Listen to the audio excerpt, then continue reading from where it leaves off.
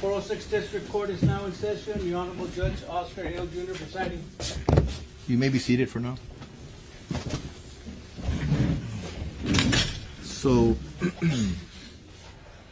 obviously we've been, Mr. Perez, Mr. Alanis, we've been working on the charge again this morning.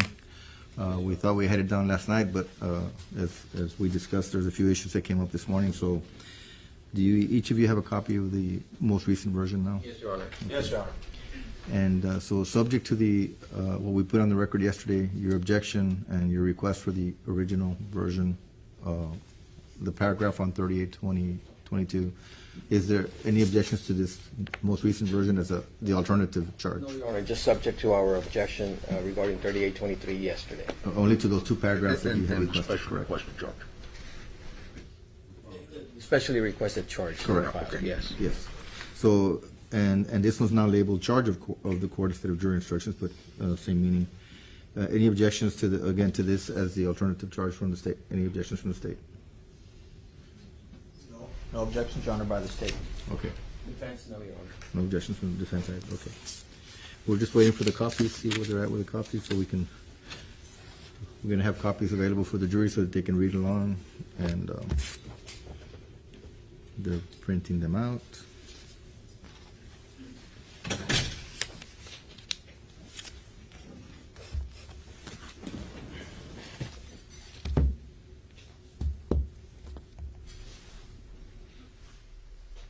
We'll get your copy. Ms. Crowe. Thank you.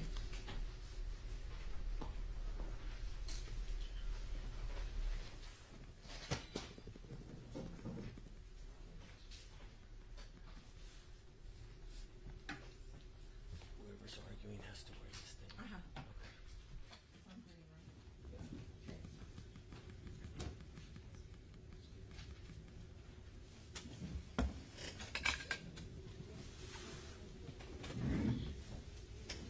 They're bringing the copies for you.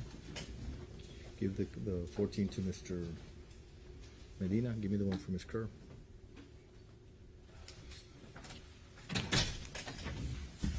Here's your copy, ma'am. Should have a water here. I'm gonna need a water here, please. I'm gonna need a water, please.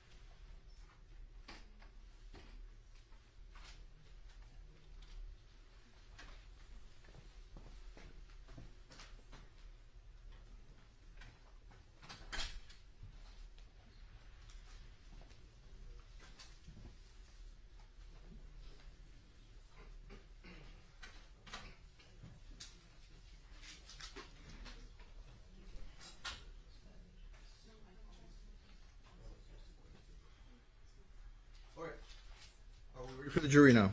Yes. Bring the jury in. It's ready, Your Honor. All rise for the jury.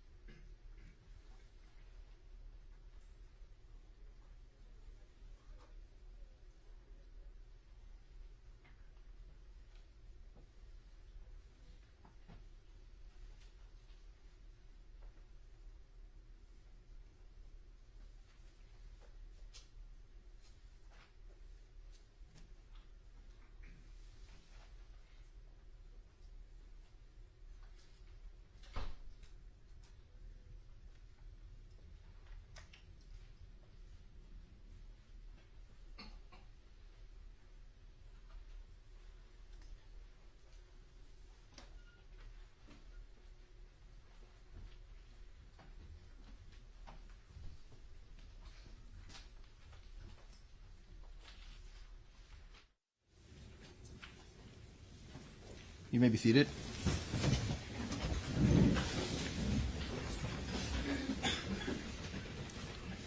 Good afternoon now. I was hoping to say good morning. Ladies and gentlemen of the jury, as I mentioned yesterday, all of the evidence has been presented to you. I'm about to read the charge of the court, also called the jury instructions, to you, which is the law that will be applied to the facts of this case. After I read the charge of the court to you, the attorneys will have an opportunity to make closing arguments. Please listen carefully. Members of the jury, the defendant Juan David Ortiz stands charged by indictment with the offense of capital murder, alleged to have been committed in Webb County, Texas, on or about the 3rd day of September 2018 through on or about the 15th day of September 2018. The defendant has pleaded not guilty. Our law... Well, let me pause there. I'm sorry. You haven't passed out the copies? Oh, yeah. Okay. There are copies for you to read along. And you may take those with you into the jury deliberation room. But as you notice, they have a stamp called that says copy on it. The one that I have has a stamp that says original. This is the one that has the forms, and this is the one that should be returned back to the court. Okay.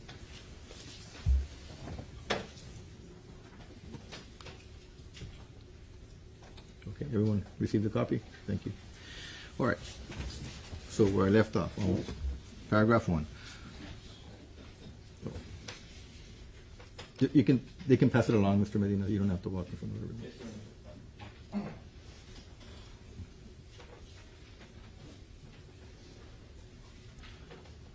Let me know when everyone has received a copy. Does everyone have a copy now? Thank you. Okay.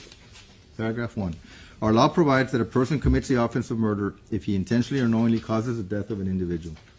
Our law provides that a person commits the offense of capital murder when such person intentionally or knowingly causes the death of more than one individual during different criminal transactions, but pursuant to the same scheme or course of conduct. Individual means a human being who is alive. Bodily injury means physical pain, illness, or any impairment of physical condition. Serious bodily injury means bodily injury that creates a substantial risk of death or that causes death, serious permanent disfigurement, or protracted loss or impairment of the function of any bodily member or organ. Deadly weapon means a firearm or anything manifestly designed, made, or adapted for the purpose of inflicting death or serious bodily injury, or anything that in the manner of its use or intended use is capable of causing death or serious bodily injury. Firearm means any device designed, made, or adapted to expel a projectile through a barrel by using the energy generated by an explosion or burning substance, or any device readily convertible to that use. A person acts intentionally or with intent with respect to a result of his conduct when it is his conscious objective or desire to cause the result. A person acts knowingly or with knowledge with respect to a result of his conduct when he is aware that his conduct is reasonably certain to cause the result. Our law provides that the time of the offense alleged in the indictment must be some date anterior to the presentment of the indictment, and not so remote that the prosecution of the offense is barred by limitation. The phrase on or about means that the state is not required to prove the alleged offense happened on that exact date. There is no limitation period for the offenses of murder and capital murder. Therefore, it is sufficient if the state proves that the offense alleged was committed sometime before December 5th, 2018, which is the date the indictment was filed. Now, if you unanimously find from the evidence beyond a reasonable doubt that the defendant, Juan David Ortiz, committed at least 2 of the following charged offenses of murder: on or about the 3rd day of September 2018 in Webb County, Texas, the defendant Juan David Ortiz did then and there intentionally or knowingly cause the death of an individual, namely Melissa Ramirez, by shooting Melissa Ramirez in the head with a firearm. On or about the 13th day of September 2018 in Webb County, Texas, the defendant Juan David Ortiz did then and there intentionally or knowingly cause the death of another individual, namely Claudine Luera, by shooting Claudine Luera in the head with a firearm. On or about the 15th day of September 2018 in Webb County, Texas, the defendant Juan David Ortiz did then and there intentionally or knowingly cause the death of another individual, namely Giselda Alicia Cantu, a.k.a. Giselda Hernandez, a.k.a. Griselda Alicia Hernandez, by striking Giselda Alicia Cantu, a.k.a. Giselda Hernandez, a.k.a. Griselda Alicia Hernandez, in the head with an unknown object or by shooting Giselda Alicia Cantu, a.k.a. Giselda Hernandez, a.k.a. Griselda Alicia Hernandez, in the neck with a firearm on or about the 15th day of September 2018 in Webb County, Texas. The defendant, Juan David Ortiz, did then and there intentionally or knowingly cause the death of another individual, namely Humberto Ortiz, a.k.a. Janelle Ortiz, by shooting Humberto Ortiz, a.k.a. Janelle Ortiz, in the head with a firearm. And you unanimously find beyond a reasonable doubt that two or more of the murders alleged above were committed during different criminal transactions, but pursuant to the same scheme or course of conduct. Then you will find the defendant guilty of the offense of capital murder as charged in the indictment, and do not consider paragraphs 6 through 9. You are instructed that if you have found beyond a reasonable doubt that at least two of the above alleged individuals were murdered pursuant to the same scheme or course of conduct as instructed above, you must be unanimous. All 12 of you must agree on which two individuals were so murdered. If you do not so find beyond a reasonable doubt, or if you have a reasonable doubt thereof, or if you are unable to agree, you will determine whether the defendant is guilty of one of the lesser included offenses, and next consider paragraph 6. We're on page 5. Now, if you unanimously find from the evidence beyond a reasonable doubt that on or about the 3rd day of September 2018 in Webb County, Texas, the defendant, Juan David Ortiz, did then and there intentionally or knowingly cause the death of an individual, namely Melissa Ramirez, by shooting Melissa Ramirez in the head with a firearm, then you will find the defendant guilty of the lesser included offense of murder of Melissa Ramirez, and do not consider paragraphs 7 through 9. If you do not so find beyond a reasonable doubt, or if you have a reasonable doubt thereof, or if you are unable to agree, you will determine whether the defendant is guilty of a different lesser included offense, and next consider paragraph 7. Now, if you unanimously find from the evidence beyond a reasonable doubt that on or about the 13th day of September 2018 in Webb County, Texas, the defendant, Juan David Ortiz, did then and there intentionally or knowingly cause the death of an individual, namely Claudine Luera, by shooting Claudine Luera in the head with a firearm, then you will find the defendant guilty of the lesser included offense of the murder of Claudine Luera, and do not consider paragraphs 8 and 9. If you do not so find beyond a reasonable doubt, or if you have a reasonable doubt thereof, or if you are unable to agree, you will determine whether the defendant is guilty of a different lesser included offense, and next consider paragraph 8. Now, if you unanimously find from the evidence beyond a reasonable doubt that on or about the 15th day of September 2018 in Webb County, Texas, the defendant, Juan David Ortiz, did then and there intentionally or knowingly cause the death of an individual, namely Giselda Alicia Cantu, a.k.a. Giselda Hernandez, a.k.a. Griselda Alicia Hernandez, by striking Giselda Alicia Cantu, a.k.a. Giselda Hernandez, a.k.a. Griselda Alicia Hernandez, in the head with an unknown object, or by shooting Giselda Alicia Cantu, a.k.a. Giselda Hernandez, a.k.a. Griselda Alicia Hernandez, in the neck with a firearm, then you will find the defendant guilty of the lesser included offense of the murder of Giselda Alicia Cantu, a.k.a. Giselda Hernandez, a.k.a. Griselda Alicia Hernandez, and do not consider paragraph 9. If you do not so find beyond a reasonable doubt, or if you have a reasonable doubt thereof, or if you are unable to agree, you will determine whether the defendant is guilty of a different lesser included offense, and next consider paragraph 9. Now, if you unanimously find from the evidence beyond a reasonable doubt that on or about the 15th day of September 2018 in Webb County, Texas, the defendant, Juan David Ortiz, did then and there intentionally or knowingly cause the death of an individual, namely Humberto Ortiz, a.k.a. Janelle Ortiz, by shooting Humberto Ortiz, a.k.a. Janelle Ortiz, in the head with a firearm, then you will find the defendant guilty of the lesser included offense of the murder of Humberto Ortiz, a.k.a. Janelle Ortiz.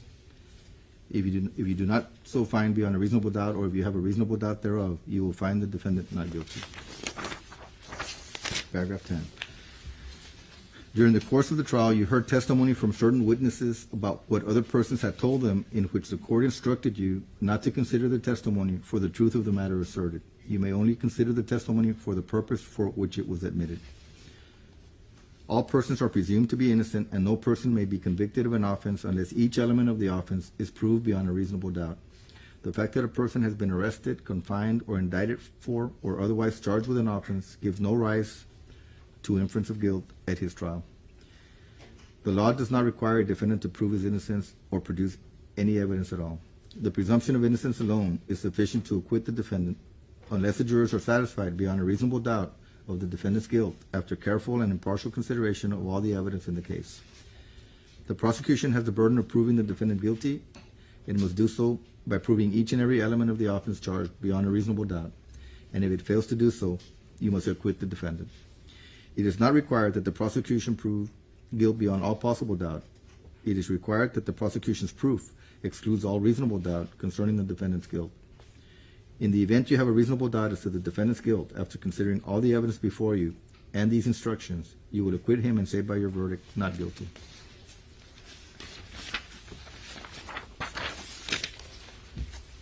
A grand jury indictment is the means whereby a defendant is brought to trial in felony prosecution. It is not evidence of guilt, nor can it be considered by you in passing upon the issue of guilt of the defendant. The burden of proof in all criminal cases rests upon the state throughout the trial and never shifts to the defendant. You are further instructed that it is only from the witness stand that the jury is permitted to receive evidence regarding the case or any witness therein, and no juror is permitted to communicate to any other juror anything he or she may have heard regarding the case or any witness therein from any source other than the witness stand. Written statements made by a witness or police reports made by officers are tendered by the attorneys to opposing counsel for purposes of cross-examination and are not part of the evidence unless introduced in evidence. Many times statements and reports may be marked with an exhibit number but are neither offered nor received in evidence. From time to time throughout the trial, the court has been called upon to pass on the question of whether or not certain offered evidence might properly be admitted. You are not to be concerned with the reasons for such rulings and are not to draw any inferences from them. Whether offered evidence is admissible is purely a question of law. In admitting evidence to which an objection is made, the court does not determine what weight should be given such evidence, nor does it pass on the credibility of the witness. As to any offer of evidence that has been rejected by the court, you, of course, must not consider the same. As to any question to which an objection was sustained, you must not conjecture as to what the answer might have been or as to the reason for the objection. You are instructed that the statements of counsel made during the course of trial or during the argument, if not supported by evidence, or statements of law made by counsel, if not in harmony with the law as stated to you by the court in these instructions, are to be wholly disregarded.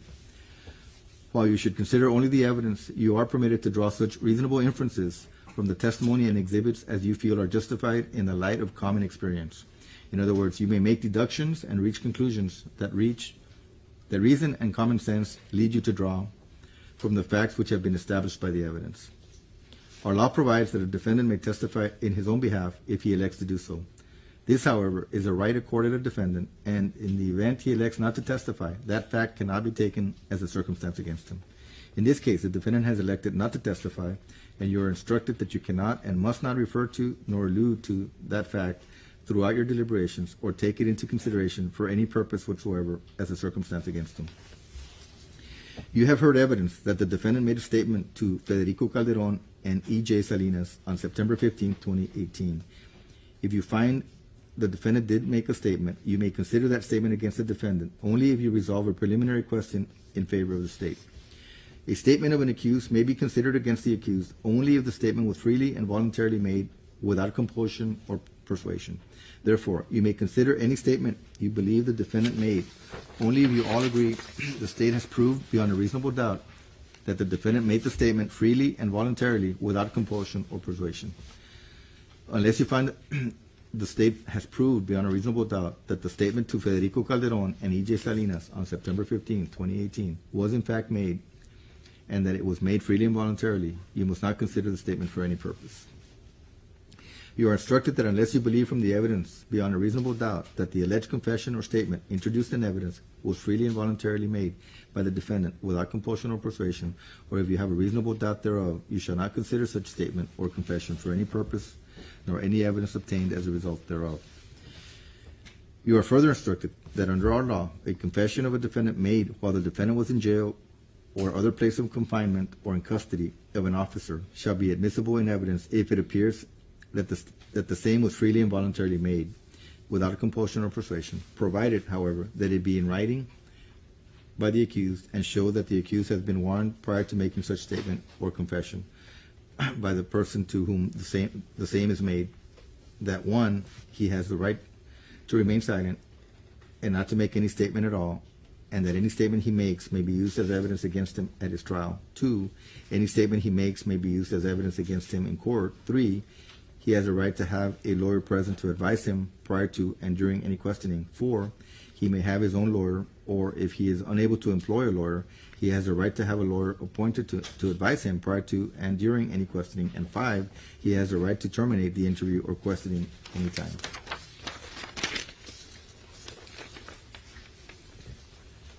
So in this case, if you find from the evidence, or if you have a reasonable doubt thereof, that prior to the time the defendant gave the alleged statement or confession to Federico Calderon and E.J. Salinas on September 15, 2018, if he did give it, the said Federico Calderon and E.J. Salinas did not warn the defendant in the respects just outlined, or as to any one of such requirements just outlined, then you will wholly disregard the alleged statement or confession and not consider it for any purpose, nor any evidence obtained as a result thereof.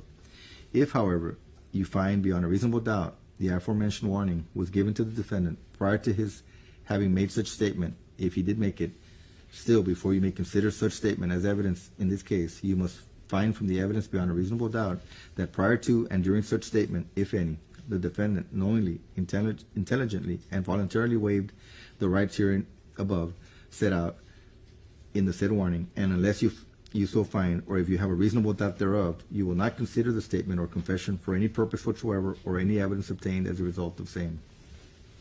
You are further instructed that if you find from the evidence, or if you have a reasonable doubt thereof, that Federico Calderon and or E.J. Salinas told defendant before he made the confession or statement, if any, that it could be used for him, and that such a statement by Federico Calderon and or E.J. Salinas was an inducement to defendant to make said confession, then you will wholly disregard said confession, and you will not consider it as evidence or for any purpose, nor consider any evidence obtained as a result thereof. You are further instructed that under our law, a confession of a defendant made while the defendant was in jail or other place in confinement or in the custody of an officer shall be admissible in evidence if it appears that the same was freely and voluntarily made without compulsion or persuasion. So in this case, if you find from the evidence, or if you have a reasonable doubt thereof, that prior to the giving of the alleged confession of the defendant, if any officer threatened or in any manner coerced the defendant or used improper influence, or if any officer questioned him persistently over a long period of time without allowing him to contact an attorney or any other relative, and the defendant, through fear or under duress or under any other improper influence, was thereby induced to make said statement, then such statement would not be freely made and voluntary. And in such case, if you find the facts so to be, or if you have a reasonable doubt thereof, you will wholly disregard the alleged confession or statement and not consider it for any purpose, nor any evidence obtained as a result thereof. No evidence obtained by an officer or other person in violation of any provisions of the Constitution or laws of the State of Texas or of the Constitution or laws of the United States of America shall be used against the accused on the trial of any criminal case. The State must prove beyond a reasonable doubt that the evidence was not obtained in violation of the law. Now, therefore, if you find beyond a reasonable doubt that, 1, the defendant abandoned his white truck, or 2, that the officer searched the truck at the Stripes and or the Webb County Sheriff's Office substation pursuant to a valid inventory search, or 3, the searching officer had probable cause to search the truck at the Stripes and or the Webb County Sheriff's Office, then and only then may you consider all the evidence obtained as a result of that search of the truck. If you do not find that fact beyond a reasonable doubt, then you will disregard all evidence obtained as a result of the search of the truck. Occasionally during jury deliberations, a dispute arises as to the testimony presented. If this should occur in this case, you shall inform the court and request that the court read the portion of the disputed testimony to you from the official transcript. You shall not rely on your notes to resolve the dispute because those notes, if any, are not official transcripts. The dispute must be settled by the official transcript, for it is the official transcript rather than any juror's notes upon which you must base your determination of the facts and ultimately your verdict in this case. The exhibits that have been admitted into evidence are in the custody of our official court reporter. Should you request to receive the admitted evidence in the jury deliberation room, you must make your request to the court in writing. A fact may be established by direct evidence or by circumstantial evidence or both. A fact is established by direct evidence when proved by documentary evidence or by witnesses who saw the act done or heard the words spoken. A fact is established by circumstantial evidence when it may be fairly and reasonably inferred from other facts proved. At this stage of the proceedings, you are concerned only with whether the defendant is guilty or not guilty and will not concern yourselves with the punishment, if any, which might or might not be assessed. Your sole duty as jurors in this case is to determine whether the defendant is guilty under the indictment in this cause and restrict your deliberations to the issue of whether the defendant is guilty or not guilty and nothing else. You are the exclusive judges of the facts proved, of the credibility of the witnesses, and of the weight to be given to the testimony. But you are bound to receive the law from the court, which is hereby given to you, and be governed thereby. You must not consider any legal principles not contained in these instructions. You have no right to disregard or give special attention to any one instruction, or to question the wisdom or correctness of any rule I may state to you. You must not substitute or follow your own notion or opinion as to what the law is or ought to be. It is your duty to apply the law as I explain it to you, regardless of the consequences. It is also your duty to base your verdict solely upon the evidence that has been presented to you in court.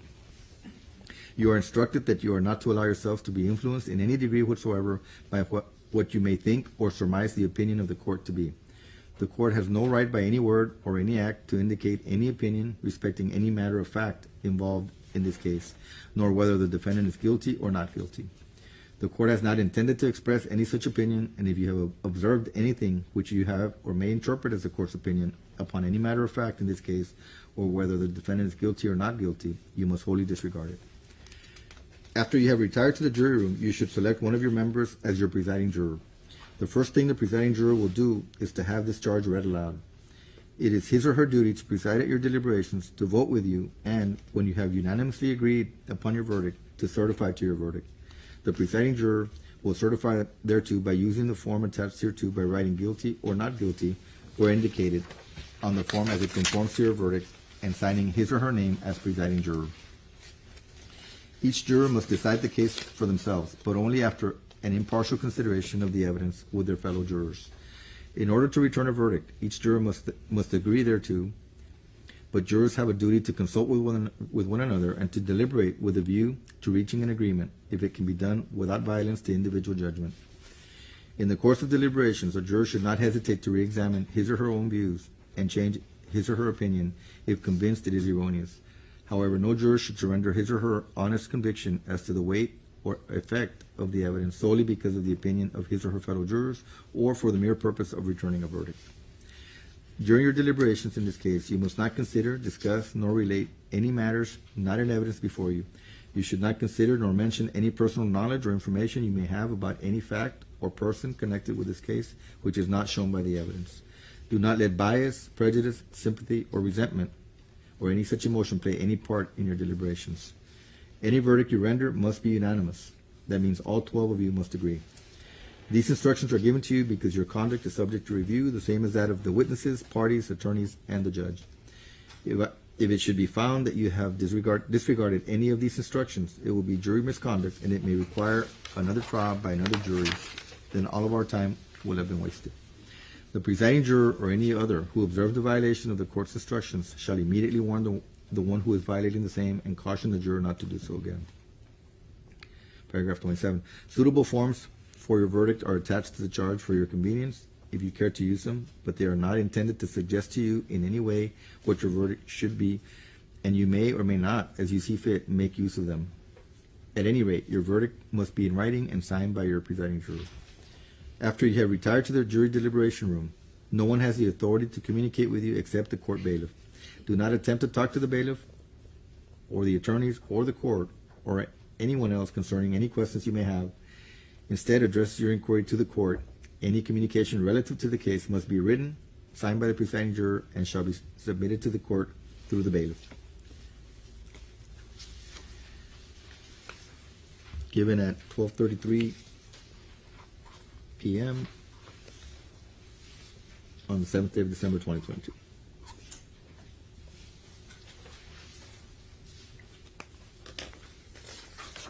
And as I mentioned, there are verdict forms attached that you may refer to and utilize as you deem necessary.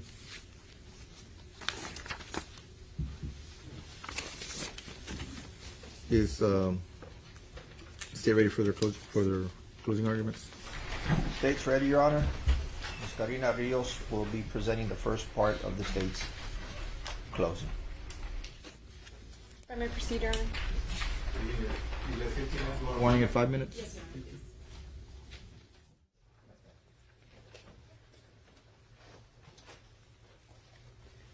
You are ready. Do you remember when we sat at jury selection and Mr. Alanis told you that this case was very important, that it was very big? Truer words have not been spoken. We have brought you all the evidence, and you are ready to render a verdict. You are ready to bring justice to the victims and to their families. Now, the first thing that you are going to do when you go back to deliberate is you're going to select your foreperson. And that foreperson is going to read the instructions again to you. And these instructions are going to serve as your roadmap. So where does this roadmap lead you? It's going to lead you first to definitions. Knowingly. I put up the entire definition, but I want you to focus on one word. Aware.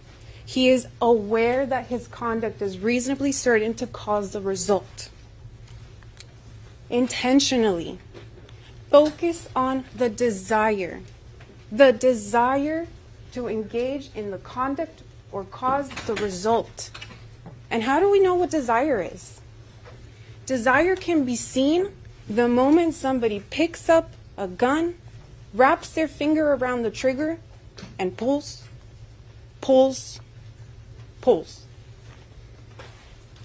We've seen that. We've seen that in each of these scenes. 3 times that desire at Melissa's. 2 times that desire at Claudine's. 3 times that desire at Guisela's. And 1 final time that desire with Janelle. What's murder? A person commits the offense of murder if he intentionally and knowingly causes the death of an individual. And what about capital murder? More than one murder pursuant to the same scheme or course of conduct. And I'm going to refer you to page 3, paragraph 5 of your jury instructions. It says that you must unanimously find that he committed at least two of these murders pursuant to the same scheme or course of conduct. And we believe you will. We believe that you will find every single one of these pursuant to the same scheme or course of conduct. And here are all the murders that you have. On September 3rd in Webb County, Juan David Ortiz intentionally or knowingly caused the death of Melissa Ramirez by shooting her. On the 13th of 2018, he caused the death of Claudine Luera by shooting her. On September 15th, he caused the death of Guiselda Hernandez by shooting or striking her. And on September 15th, he intentionally and knowingly caused the death of Janelle Ortiz by shooting her. And all of these were done pursuant to the same scheme or course of conduct. Let's talk about that. Let's talk about the same scheme or course of conduct.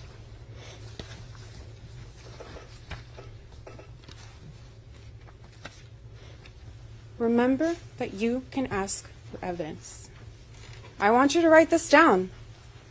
State's Exhibit 110. Disc 7, where he tells us the entire story. That's the story. As for State's Exhibit 116, the transcript. You can read what he says. You can read it as you follow along. You saw all of us referring to it while we were taking notes, flipping the pages. You didn't get to do that during the trial, but you're going to get to go back and do that now.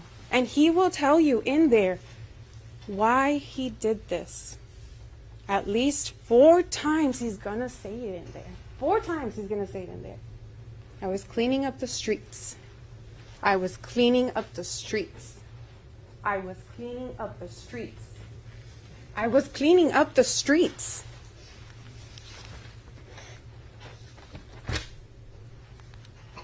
And now we'll also talk about the rights that he is afforded. Because as we stood here, the first day of trial, he stood there without a single piece of evidence, and he was a free and innocent, or he was an innocent man. And as we started this trial, we started pulling together the puzzle pieces. Every single witness that came up here gave you some pieces to put together and put together and put together. And we accept this burden. We accept the burden of having to prove this case beyond a reasonable doubt, ladies and gentlemen. Why? Because we believe we've surpassed it. If the presumption of innocence is at sea level, we are standing atop the Mount Everest of evidence. It is all there. You can look at everything. And as every single witness came up here and handed you a new piece of the puzzle, a new piece of evidence, what do you start to see? You start to see what he saw that day.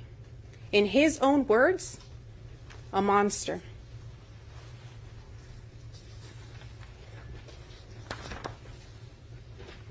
Now, if you don't believe that one of these, the two or more of these were done pursuant to the same scheme or course of conduct, or you have reasonable doubt, then you'll be able to determine each of these individually.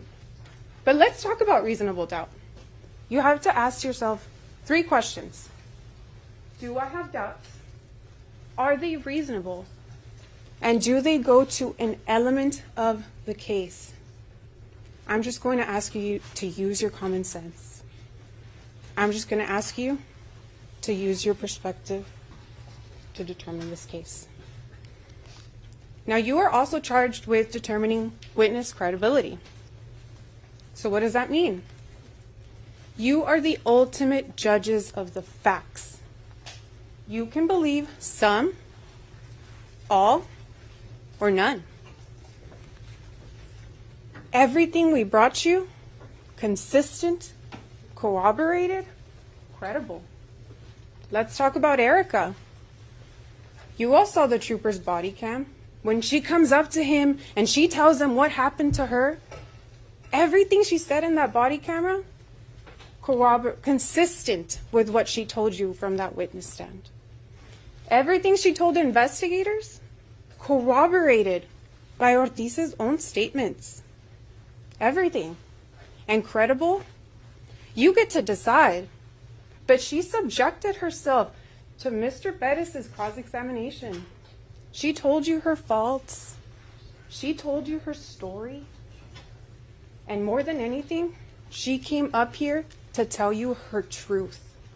What happened to her that night.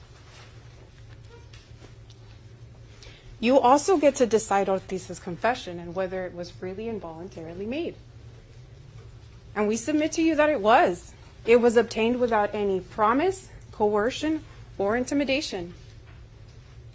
I'm going to refer you to what Captain Calderon said on the stand. It was an accommodation, not an inducement. There was no quid pro quo. And let's talk about these accommodations that defense brought up. They brought them up in their opening statements. They told you, they brought up all these things that he was promised. They brought you through all these things. But who's the first one to mention breaking down the door? David. Who's the first one to say, I want my wife to keep my pension? David.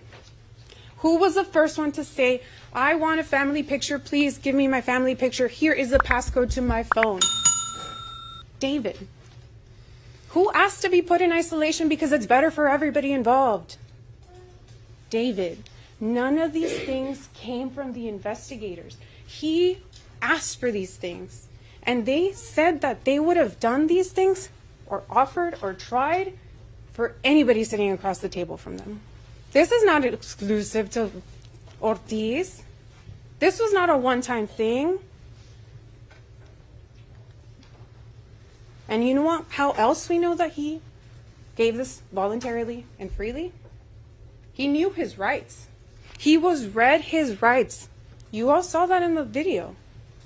And let's look at his background. Let's talk about his background for just a second. He's an educated man. He has a bachelor's and a master's in criminal justice. He's a Border Patrol supervisor. He worked at the Border Intelligence Center. And you guys saw it in the videos. Maybe not when he was talking to both when he was talking to Captain Calderon and to Ranger Salinas. He told them, I was involved in all these operations, and let's talk about those. Unit Stone Guard, the different crack houses that he took down, the targeted enforcement unit. He talked about arrests he'd made. He talked about chases he'd done. He talked about it all. He has been Captain Calderon. He has been Ranger Salinas. He has sat across from somebody else to do an interview or interrogation. He knows what he had to do. He could have stopped talking. He could have asked for a lawyer, and he never did. Now let's talk about the truck. They want you to believe that this was an illegal search. They don't believe it. Now let's talk about this. What did everybody tell you happened when they saw him at the Stripes? He turned and ran. He acknowledged that it's his truck, but he turns and ran in the opposite direction. And even then, no search was done at the Stripes.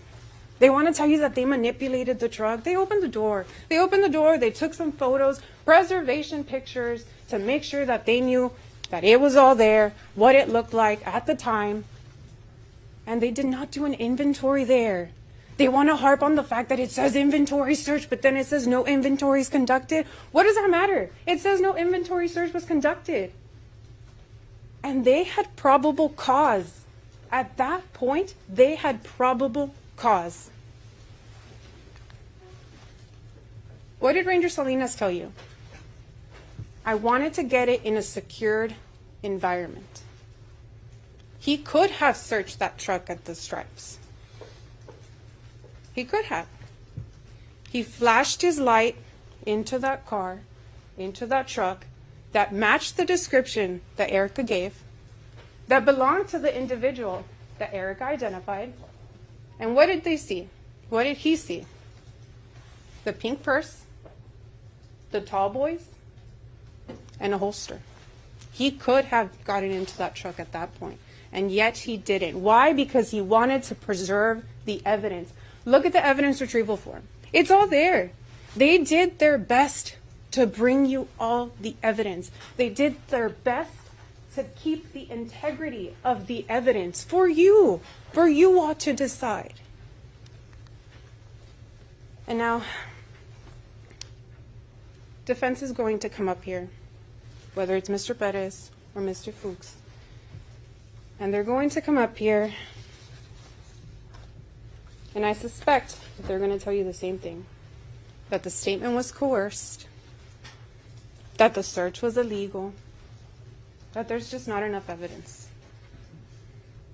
But I want you, as you listen to them, to stay focused. Use your common sense and rely on your life experiences.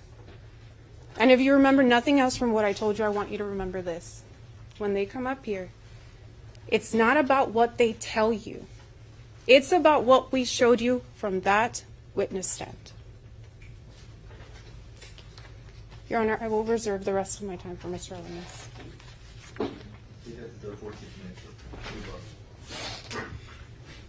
Defense may proceed.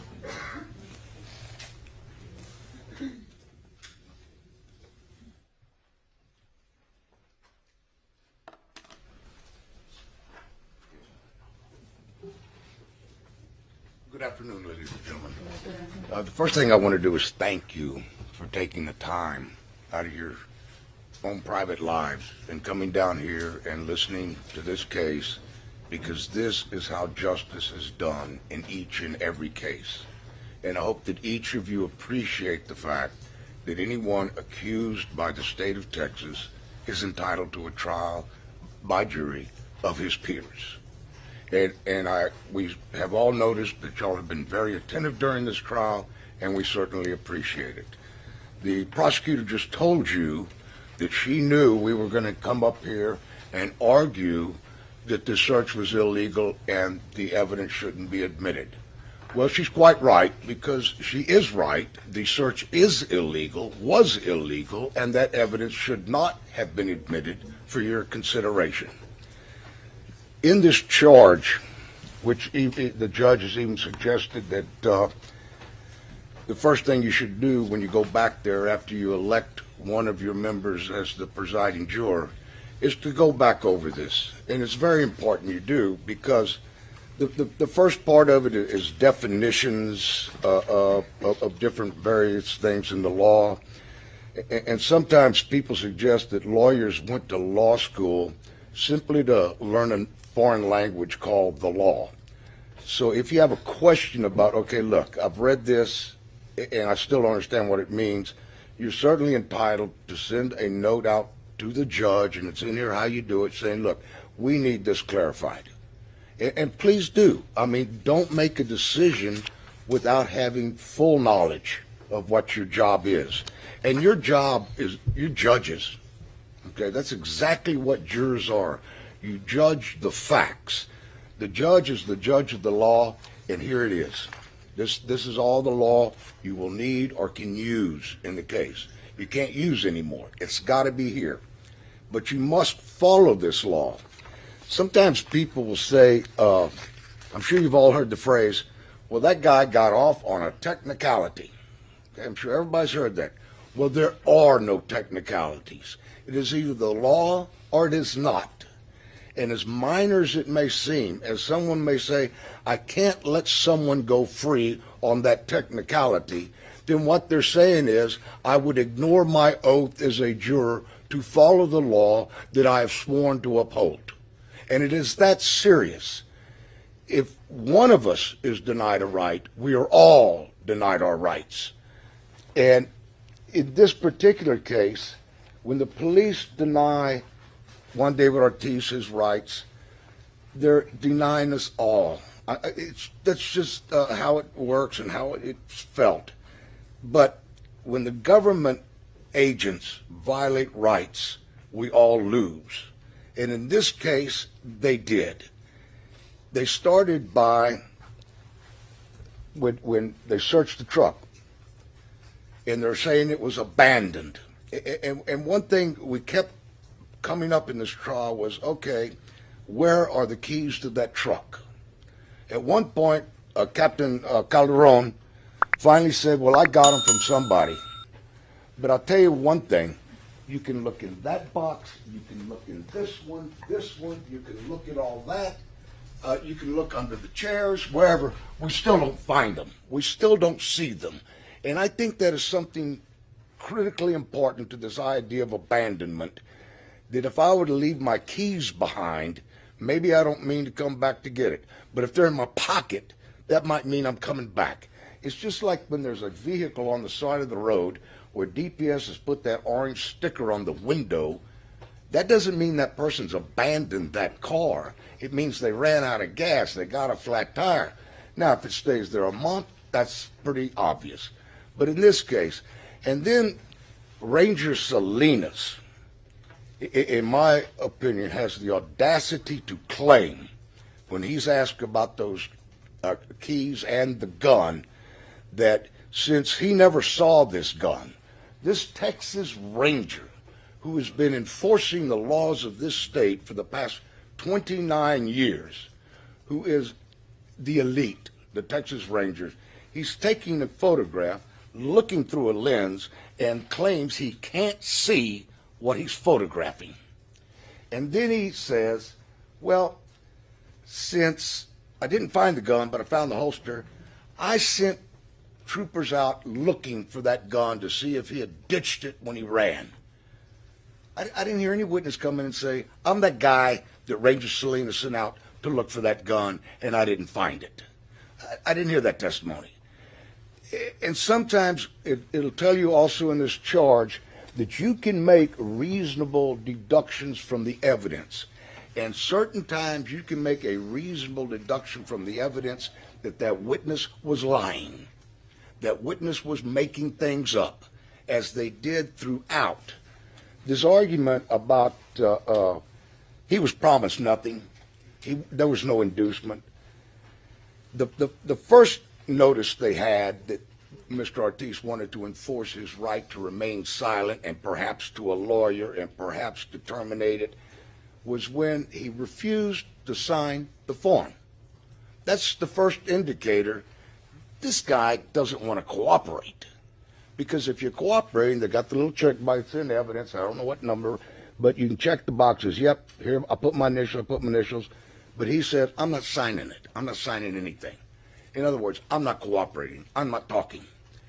Then, when he was asked about, well, do you want to talk to us? No. I mean, that should be an indication but to Captain Calderon and Ranger Salinas, no does not mean no. So they continue on. And then the idea, it wasn't a promise, it wasn't persuasion, it was accommodation. Well, if it's not persuasion, if it's not an inducement, when you say the district attorney himself's out in the hallway, he's in the other room. Do you want us to go put in the good what for you? We'll do that if you talk. Well, if that's not trying to get him to say things he otherwise wouldn't, saying, we can go work this case out right now. And that's before any statements were made to them. He also tried to enforce his, the idea that Captain Calderon said, well, we took care of him. We fed him. In the original testimony about he fed him and did all that, and that was before you saw the video. Yeah, they fed him a bag of chips and 2 bottles of water over a 10-hour period. And then, once they finally get this statement from him, shake his hand, then they go give him the treat. That's when he gets the Whataburger. That's when he gets to eat. But it wasn't until the statement had been made that they then gave him something to eat. It wasn't like Captain Calderon was saying, no, we were feeding him. And he tells him how tired he is and all that. Says, well, good, we'll just leave you here for a couple of hours in the most uncomfortable position. And this charge also has the terminology about extended periods of interrogation. That if you find they violated his rights by wearing him down, by just doing it over an extended period of time, then that is also a reason to find that that statement is involuntary and should not be considered as evidence. The truck parked out there, taking photographs, and they say they had probable cause to search it. If they had probable cause to search it, they had probable cause to get a search warrant.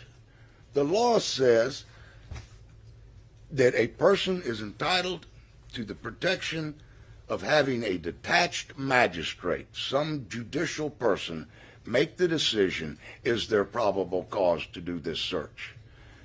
The law is not set up for the police to decide, well, we got probable cause, so we're searching it. That's only in very rare cases where there are exigent circumstances where there would be a danger to the community if they did not conduct the search at that time. This case, the truck was towed to the sheriff's department and parked, as he said, a carport. And then they're saying, well, we didn't get a search warrant because of the time of day. None of that property was going anywhere. They violated a citizen accused of his rights by failing to obtain a search warrant. These are not technicalities. These are the law. Okay, thank you.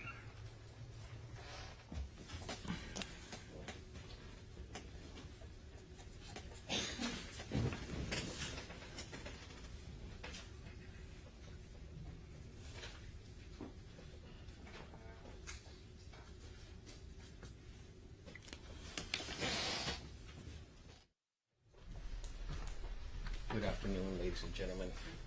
I also want to thank you for your attention to this case and for your service. At times I would look over here to you all, and you were all paying and a lot of attention, and you were very attentive. I may repeat some of the things that Mr. Fuchs said because we think they're important, okay? Now, I want to say to you all that we are a nation of laws. the rule of law governs. The law matters. And when we're out on the street walking around, usually it doesn't really hit us like that. But in a courtroom, where a lot is at stake, when a lot of things have happened, this is where the Constitution comes to life. And this is where you give it effect.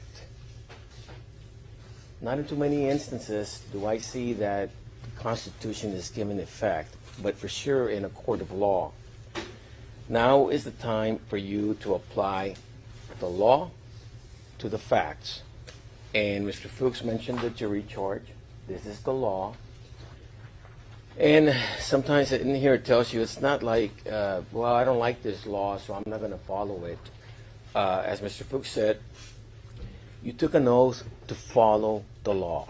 And I would venture to say that there's not too many times in our lives where we raise our hands and swear to tell the truth and to do the truth and to do the right thing and to follow the law, right? So it must be a very unique situation and a dire and great obligation upon yourselves to follow your oath. And your oath right now is to follow the law. Because you are the judges of the facts. So now it is time to apply the law to the facts. Now, the law applies to all of us, good or bad. It also applies to police officers. It applies to the government, to the state, and maybe even to them to a higher standard because we give them a lot of power. I couldn't come to your house and say, hey, move out of the way, I'm going to search your house. I couldn't come to any of you and say, put your hands behind your back, I'm going to handcuff you. Police officers have a lot of power, and we have to have checks and balances on them because otherwise it gets out of hand, and there's other countries that are police states. Mr. Fuchs mentioned, you know, these are principles that our founding fathers thought about. I'm sure there were horrible crimes and bad things happening back when they were drafting the Constitution, but they didn't say, oh, the Fourth Amendment, your right to privacy, your Fifth Amendment, your right to remain silent, your Sixth Amendment, your right to counsel. Oh, that only applies to good people. That only applies to people that commit small crimes. No, it applies to everybody. Because the day we say, oh, the Fourth Amendment and the right to remain silent, that's a drug dealer. No, I mean, he deserves it. Or that's a burglar of a house, a rapist, whatever. Before you know it, we all lose it. So we need to be careful because of the facts of a case to say, oh, but these laws don't apply to this guy. Because next it's going to be someone else, and it's the slippery slope. Now, I will say this because I want to make sure that you understand at least where we're coming from. We are very, very mindful of the facts, the allegations in this case, the people that got hurt, the people that are deceased. We are very mindful of that. However, even then, the law must be applied fairly. And you have a duty to yourselves because you raised your hand and swore to follow the law. To this judge because he is ordering you to follow the law, and to your country. Regardless of all of us being mindful of the facts of this case. Now, let's start with the burden of proof. The state has the burden of proof. Anything you say, well, did they prove that? You look to them. You don't look to us. They have the full burden of proof, and it's beyond the reasonable doubt. And just to give you an idea of how high it is, beyond the reasonable doubt, there's a standard that they use over as the civil courthouse. It's called preponderance. And preponderance is when it's a lawsuit and people are arguing about money. And so we allow the side that proves things by 51% to win. That's it. Then we have clear and convincing. That's where the state of Texas wants to come and take your kids because they're saying you are not taking care of them or whatever. That's clear and convincing. It's higher than preponderance, which is at 51%. To take your kids, all they need is clear and convincing, and they could take your kids. Beyond the reasonable doubt is higher than that. Why? Because beyond the reasonable doubt, when you convict someone, you're taking their liberty and their freedom. And that's why we've gone to wars. Americans have died for freedom and liberty. So that's why we make it a very high standard, the highest standard in the law. Now, if we start looking at the facts, as Mr. Fuchs said, we'll start, for example, when the charge tells you Mr. Ortiz chose to remain silent. And the judge in the charge tells you, look, you cannot consider that for any reason. You know, you can't discuss it. You can't say, oh, well, he didn't say his side or anything. Because remember, we don't have any burden, right? So you can't discuss it. It's irrelevant. Why? Because it's not evidence. It didn't come in. What you do decide this case on is evidence that came into that you heard or any exhibits. And so anyone that didn't testify, well, they didn't testify. It's not evidence. If we talk about the idea of the violations of the law, the first one, if you recall, were when Mr. Ortiz was getting arrested. And Deputy Noé Gonzalez was prevented. He was kept from reading Ortiz his rights. And he said, who? He said maybe Captain Calderon or whatever. And you know, when people get arrested, they have the right to have their rights read to them.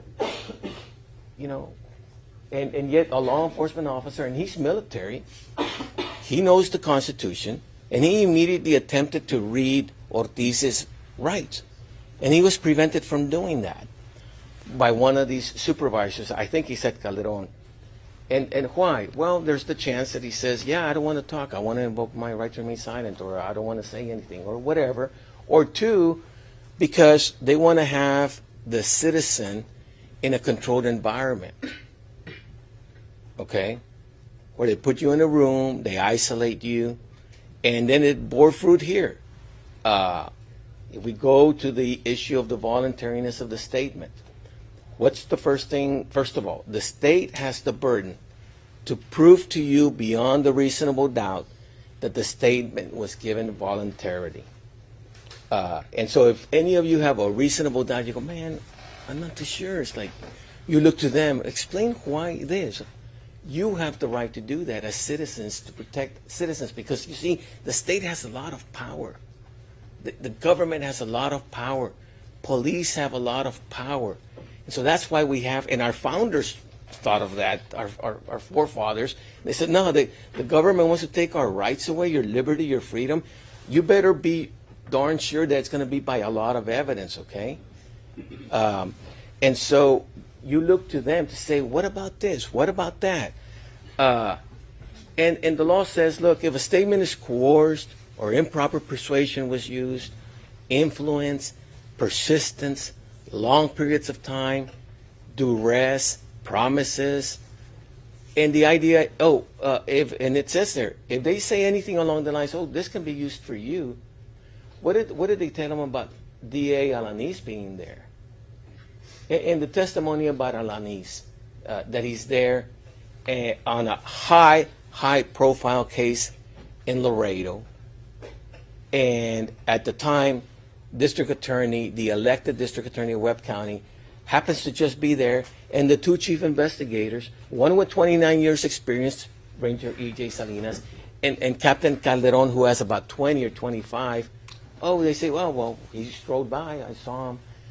It's almost incredulous, because also they testified that when they put him in that room, they kept him. If you remember, he went in at 2:30, and I think they went in at 3:21 or something like that. So that's part of technique. Both Calderon and Ranger Salinas said, look, nothing that happens in an interrogation room is by accident. There's just too much experience on their part. There's too much technique, too much training. They know what they're doing. It's by design. And of course, when you say, oh, well, yeah, but you were icing him or you were making him sweat. Oh, no, I was busy doing other things. You know, they're trained in how to answer. You know, they go to school on testifying, how to testify. You know, not lay witnesses, but cops do. And so, you know, it could be, well, I was doing something else. Maybe he was watching the monitor, watching the guy sweat. That could be one of them. And so if we keep on going on that, this combined experience, when Salinas walks in and he says, starts talking, he says, are you willing to give us your side or your statement? Ortiz responds, no. Now,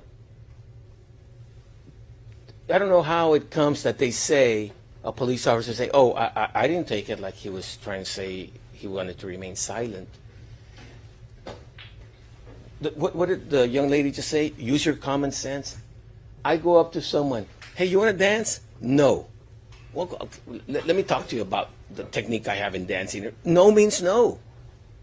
Hey, can I borrow some money from you? No. That's it. Can I take your car? No. No is no.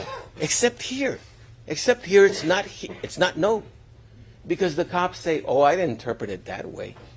If you follow that reasoning, that they didn't, because the cop, remember, we're supposed to be looking at the accused, and did he invoke his right? Yes, he did. No.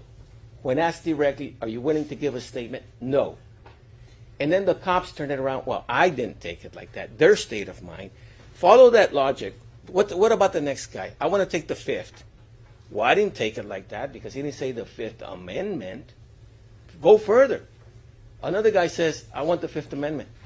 Well, I didn't take it like that because he didn't say he invoked the Fifth Amendment.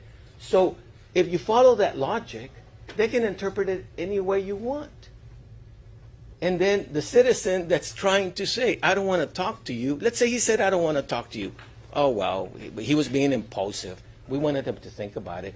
Their interpretation should not be the measure. It should be, what did the citizen say? If he's asked, does he want to talk, and he says no, that's it.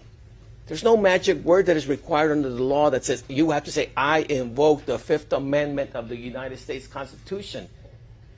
Use your common sense.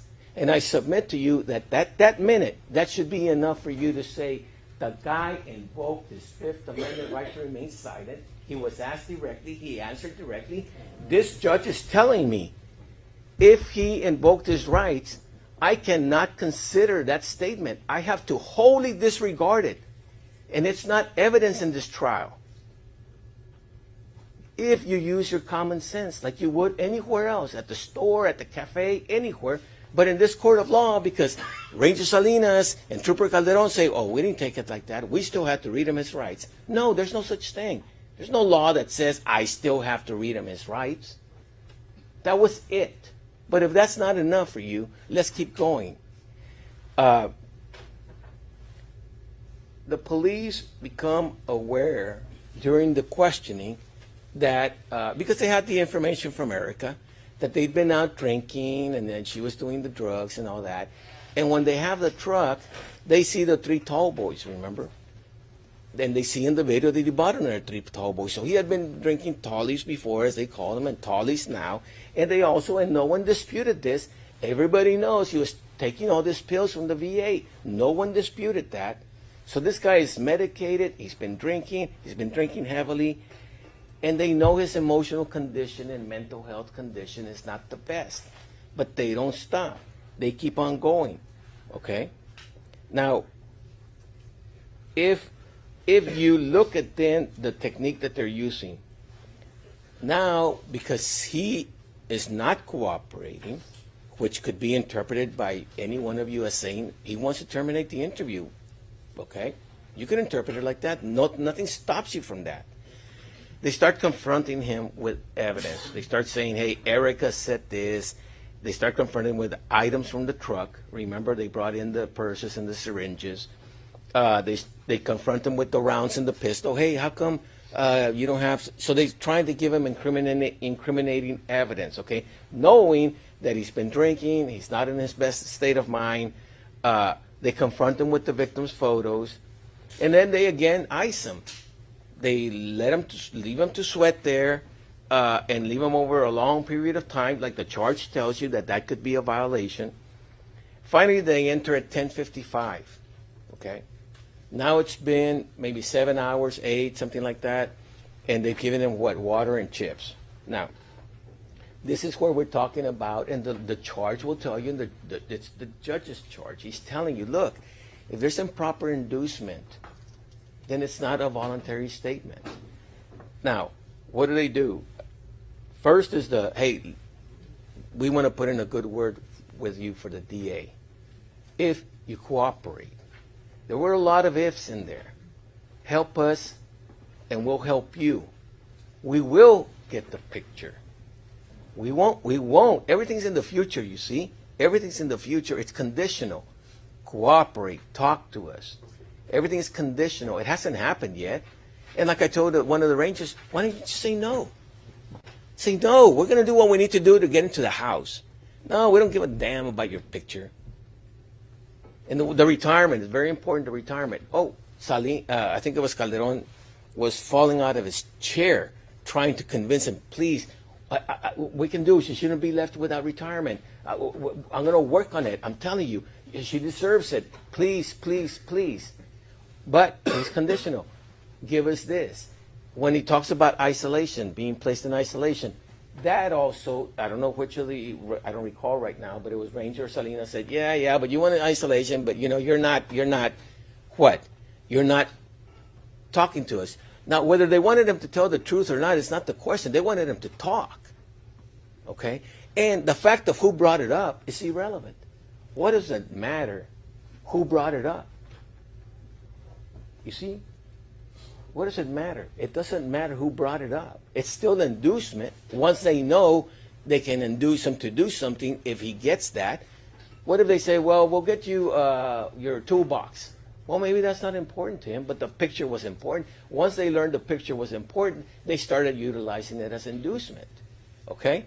Now,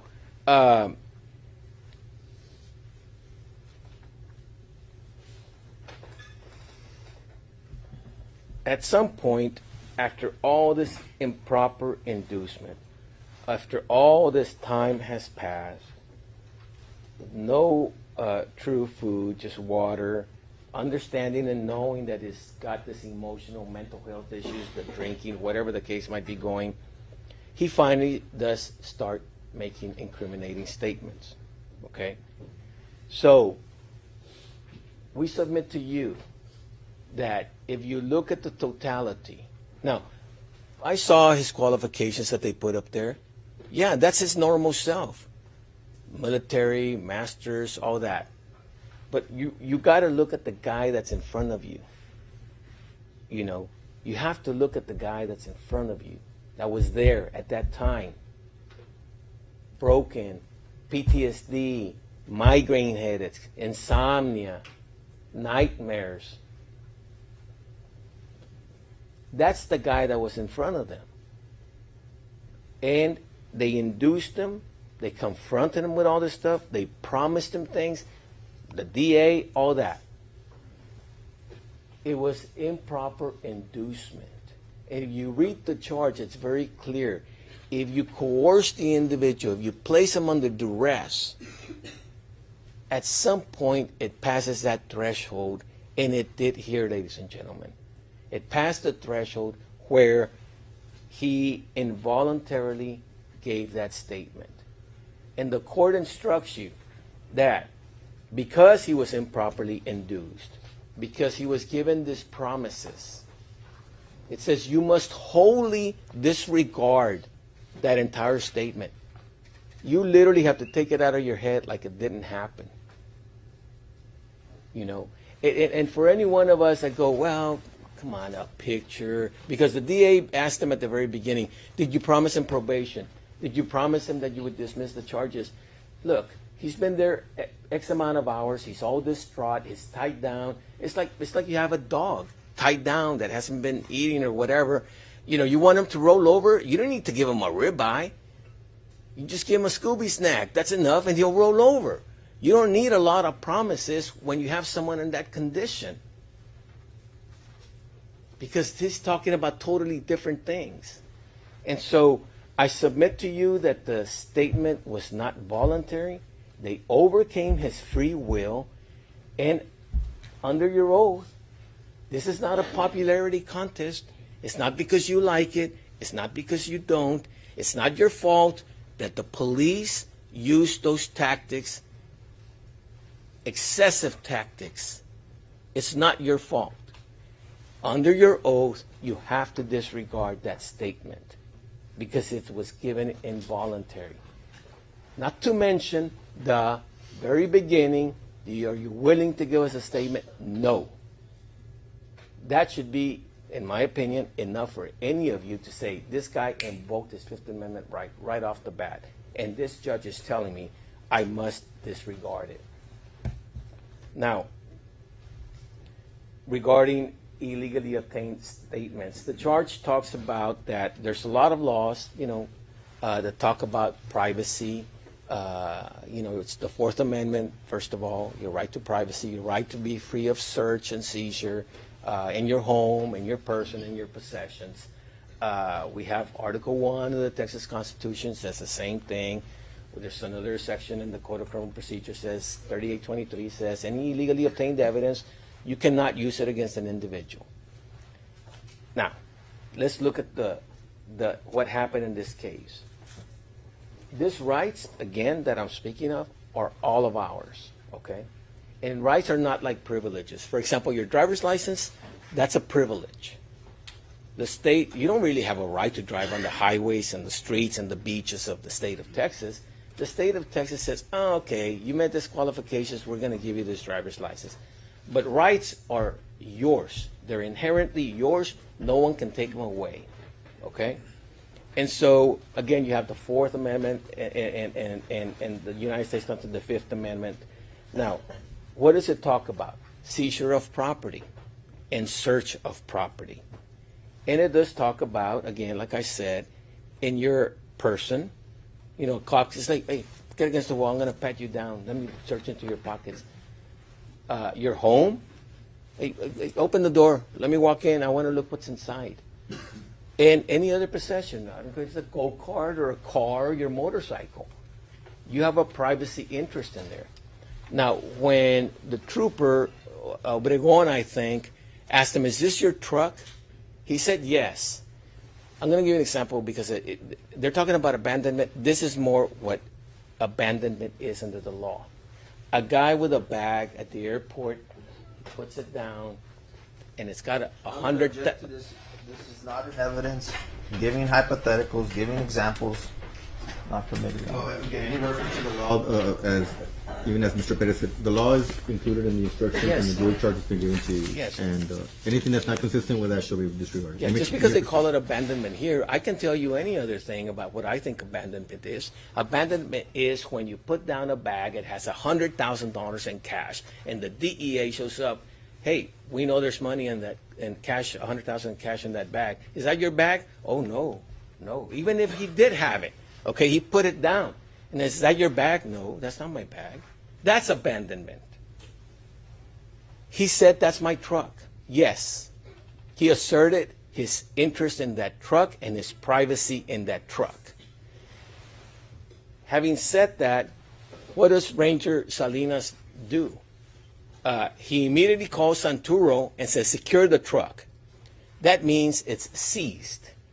Okay, if you're walking down the sidewalk and the cop says, stop, you are seized. He doesn't have to come and grab you. For Fourth Amendment purposes, under the law, you are seized the minute you're commanded to stay somewhere. Okay? No, nothing has to, you don't have to be manipulated or anything. The minute you're told to stay or not move, you're seized. The minute he told Santuro, secure that truck was seized. It was under law enforcement possession at that moment in time. Okay?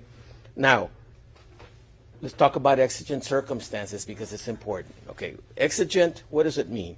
Immediate, urgent, pressing, pressing circumstances, immediate circumstances. Now, why is that relevant to vehicles? Because vehicles can drive away. So if the cops are looking for some evidence in the car and they go, hey man, we need a search warrant for this car, and the guy comes over, he's like, hey, I'm going to go to McDonald's, and he starts driving away. That's exigent circumstances. No. We need to search it because there's exigent circumstances. You could drive away. That's one way to search a vehicle when it's not possessed. But once it's secure, the exigent circumstances go away. And that car, for all practical purposes, is like your home. Your home can't drive away. That car, now that it's secure, it can't drive away. And I told Ranger Salinas, could a guy go in and say, hey, let me get into this truck and start driving away? Once Santuro was told to secure it, he said no. We know the vehicle is seized for Fourth Amendment purposes that all of us have, okay? Now, then comes Ranger Salinas. He says he arrives at 1:30. By 1:34, he says, I'm taking pictures. Now, there's two ways on a vehicle like that where you're going to look at stuff. Well, there's the third one, but it's not really that what we're talking about. The plain view, okay? I brought up plain view. Plain view is your car is stopped at an HEB, right? I could walk by your car and say, oh, what's inside this car? Oh, man, she's got a couple of Snickers bars and, ooh, look at that popcorn. That looks really good. I could see inside your car and look at whatever. I can't touch it. I can't manipulate it. I can't open your door, but I can look. That's plain view. That's okay. What does Ranger Salinas do? And it's on that video. He's shown his slide in there, and he saw the holster. Okay? Then he goes, and we have the pictures. He starts opening doors and taking pictures and looking. A search isn't like, well, I have to grab it. No, a search is observing. You know? It's like if I go to your house and I open your intimate clothing drawer and I open it, I don't touch. Am I searching by looking? Yes, I'm searching. I don't need to be grabbing stuff. There's a search. The minute they open the doors, that truck is being searched. And he did it because he saw the holster. And he told you, officer safety, so he has to call and tell him about the holster. But he wants to know, is the gun in the truck? And it's incredulous. It's really beyond believability that this guy, Ranger Salinas, 29 years, that he would come and testify to you that he saw it yesterday or this week on a video, finally saw the gun. That's the first thing he was looking for, the gun. Now, why wouldn't he come clean about that? Because, Judge, can you give me like a 10-minute warning? Because he's stuck. Santuro said no inventory search was done. There's only two things you can do, inventory or search. This deal about preservation photos, what the heck is that? There's no such thing in the law about, oh, we did a preservation search. There's no such thing as a preservation search. It doesn't exist. It's either inventory or search. And when they said no inventory, they're stuck with the search. And you know, she asked them at some point, oh, but you only saw things in plain view?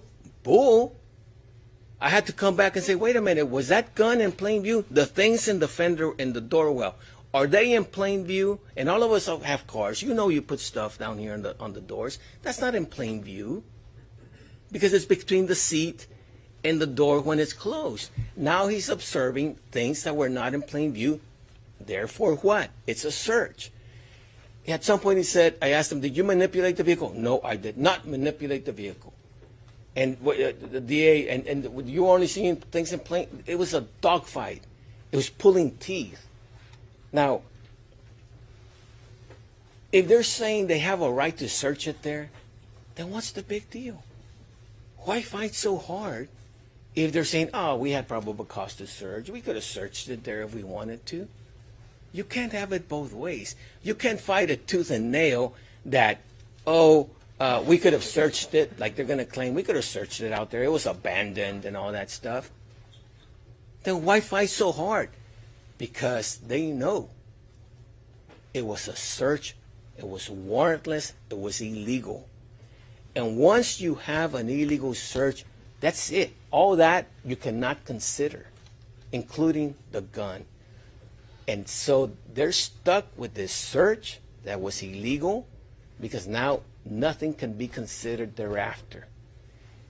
Because we know it wasn't an inventory search because Santuro signed, there was no inventory. And Ranger Salinas, because of that form, was stuck. He had to say, no, it wasn't an inventory search. So they came up with this in-between BS. Oh, it's a preservation search, pictures, whatever. I guarantee you there's nothing like that exists in the law. Now,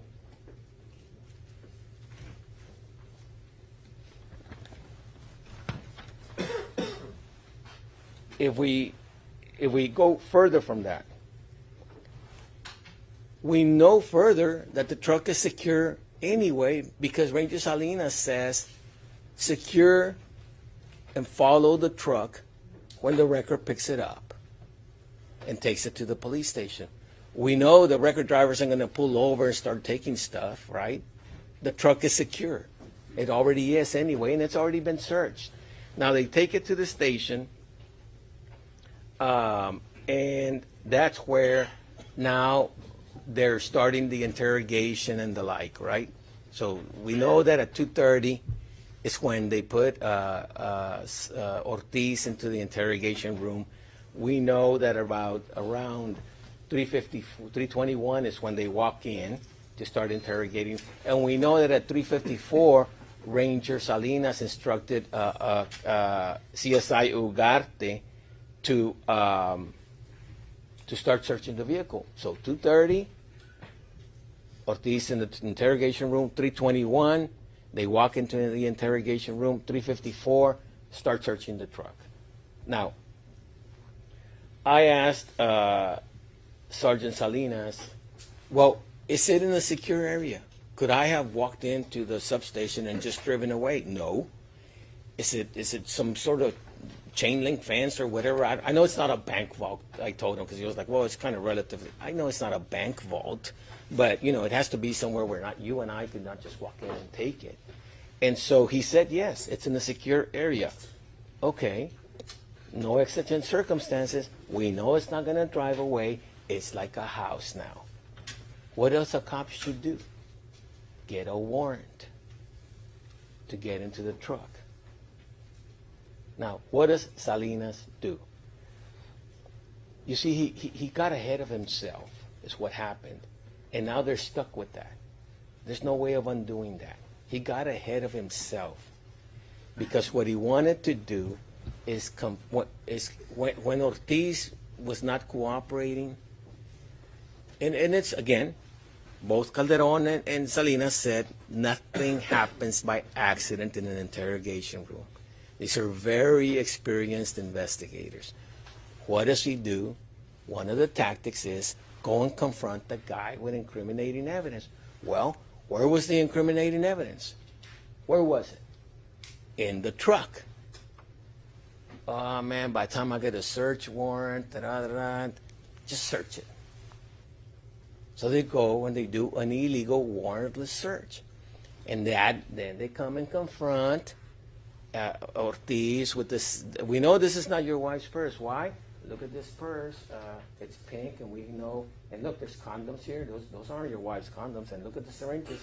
Those aren't your wife's syringes. And they also took the gun out. The gun that supposedly a 29-year law enforcement officer, elite of the elite ranger, had not seen it when he takes a picture of it.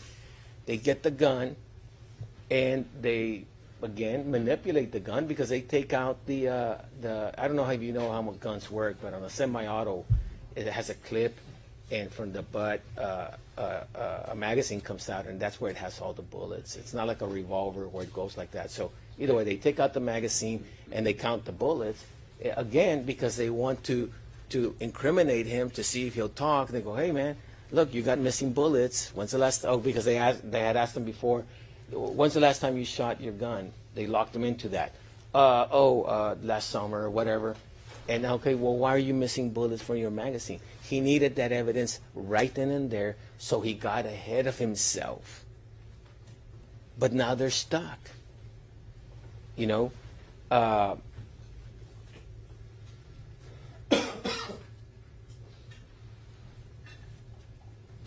I asked Ranger Salinas, did you have time to get the warrant? Yes. If you had wanted to, could you go get a warrant? Yes. Nothing prevented you from getting a warrant? No. He just got ahead of himself. Because in the end, he didn't obtain that search warrant. And so,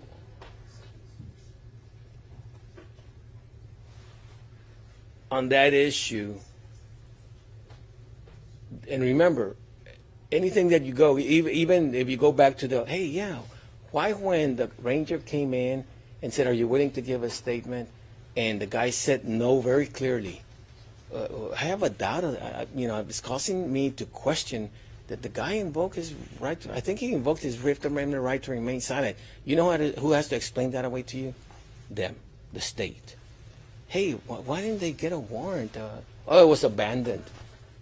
No. Did he say, like the guy with the bag? No, that's not my bag. Did he say that? No, he said, that's my truck. And where are the keys? Think about that. Where are the keys? Why open the doors? Ask them all those questions. Why open the doors? If they're not going to search, and we know it's not an inventory, and there's no such thing as preservation search, okay? Those are all doubts that you should say, these are, I'm not telling you a Martian opened the door of the truck.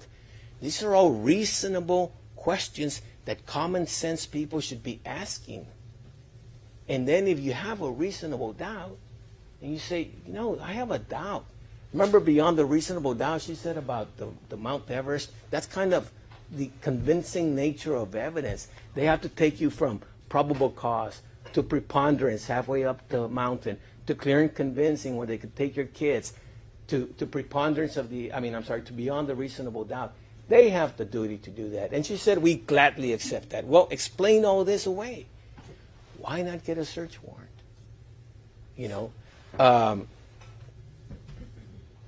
And so with regards to all the evidence that came out of the truck, I submit to you that the state has failed to prove to you beyond the reasonable doubt that they legally obtained that. And we have laws, like I said, the Fourth Amendment, the Fifth Amendment, Article 1 of the Texas Constitution, 3823 of the CCP, all those say, look, mostly get a warrant.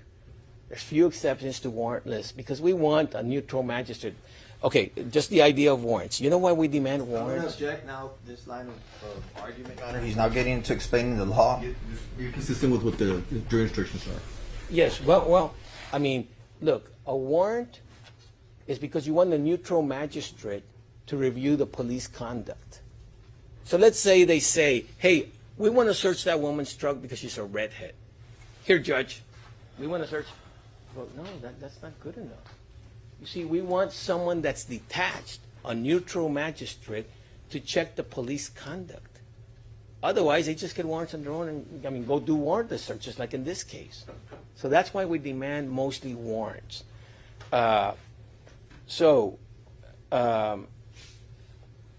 Again, so for those two reasons, and the judge is instructing you that if you believe that the state failed to convince you beyond a reasonable doubt, and you have reasonable questions, then you should say this evidence was illegally obtained, and this judge is ordering me not to consider it.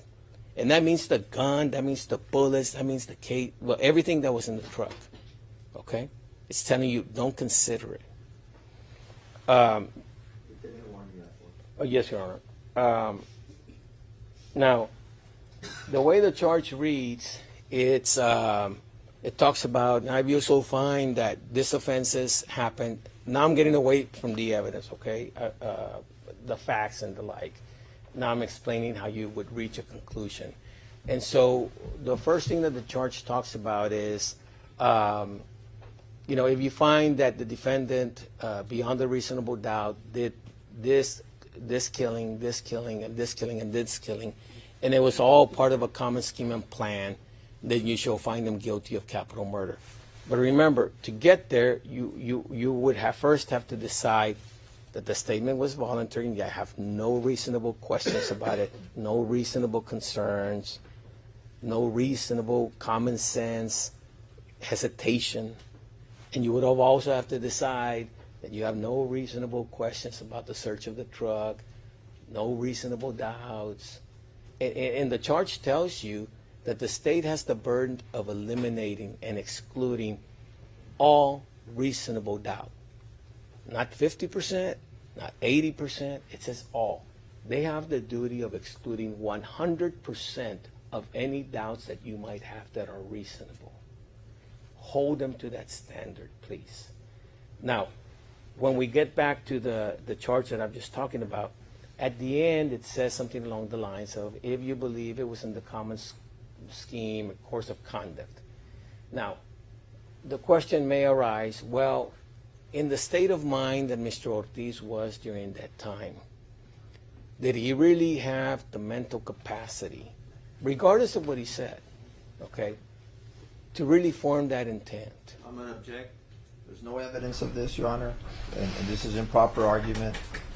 The jury is aware of what the evidence is. This is just closing arguments. Go ahead and continue, sir. Yeah, you heard the evidence, but the state has to prove to you that he had the state of mind in the situation that he has that was not disputed, that he's taking, from February of 2018, this young man had an impeccable record, had served our country in Iraq, had seen horrible things in Iraq. They called him Doc. He saved lives over there. He came over here.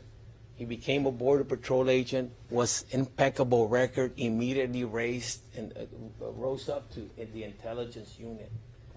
Come February of 21, migraines, nightmares, post-traumatic, insomnia. And then all hell breaks loose from February of 2018 to September of 2018. I think you have the right to say, hey man, was this guy really had the ability? Was it really that he wanted? Regardless of what he stated, was it really a common scheme and plan? Did he have the capacity to do that? You have to decide. That guy, and then all these pills, and everything that happened at the VA, all because he couldn't find a primary doctor in Laredo because he had the primary in San Antonio. You really have to ask yourself, is this guy really a serial killer? Or did these things mess him up so much that no, he didn't have that capacity? And if you find that the state fails to prove to you that he did not have that capacity, then the charge tells you, now consider, because then if that's the conviction, then it's life without parole. If that's the conviction, life without parole. Okay, Your Honor. And so then you can consider murder. And you can say, well, I think the state proved to me that he was committing murders, but he didn't have the capacity to form this common scheme and plan because he was so messed up. And so you can convict him of individual murders. Okay? And I will submit to you that given the evidence that we have of who this young man was, like I said, almost a war hero, a lifesaver, a law enforcement officer, protector of our rights, to suddenly, after he starts taking these pills in February of 2018, to become this. Is this guy really a serial killer? And you have the right to say, I don't think you proved that beyond a reasonable doubt. I just have questions about that I'm sorry, I can't do that. You have it within your power. And if you decide no, then you do, and you have the right to then say, but I will consider him of murder for killing these women individually. And I submit to you that based on that history, as opposed to a guy that, at 14 carried guns at school, and then at 18 raped a girl, and at 22 he did an aggravated robbery, and then a guy that has the history and then graduates to serial killer, okay, that's a very different situation. I am telling you this is a very unique situation, and that this young man is not a serial killer in the sense of the law. And so I'm asking you that if for any reason I have failed in informing you, if you will, that the evidence of the truck should not be considered. Literally, it's like putting the Jack in the Box back in the box, you know, or that his statement is voluntary. Then please consider the other one, where it's individual murders and not serial killing, considering his history and his service to our country.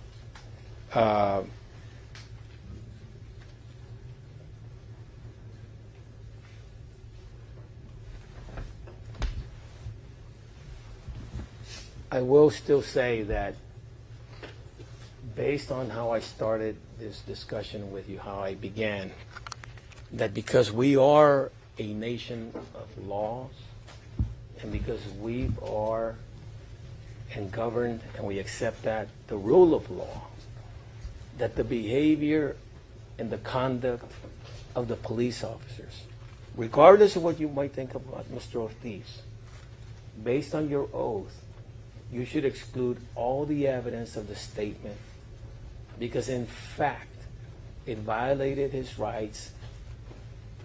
No matter, remember what I told you about our founding fathers, they didn't say, oh, these rights are for good people only, okay? And if your oath is, if you're true to your oath, and only you will know if you're being honest to yourself, true to yourselves, that when you raised that hand, you said, I'm going to follow this oath and rule on the law. I submit to you that based on what you have in front of you, they violated his rights by not accepting the no. That should be it, as clear as day. And then they violated his rights by all this duress. Like I said, it wasn't the ribeye. You know, they weren't offering him dismissals and the like, but he was tied up. And anything that came in from his statement, you should say, I'm not going to consider that as evidence. Because that's what this judge is telling me, if the state failed to convince me beyond a reasonable doubt. And all the evidence that they got from that truck, because they searched it illegally twice, you should say, I'm not going to consider any evidence because they failed. The police are the ones that did these things wrong. They failed to convince me beyond a reasonable doubt. I have reasonable questions. And without that evidence, you should return a verdict of not guilty. Thank you all for listening to me, and I appreciate your time.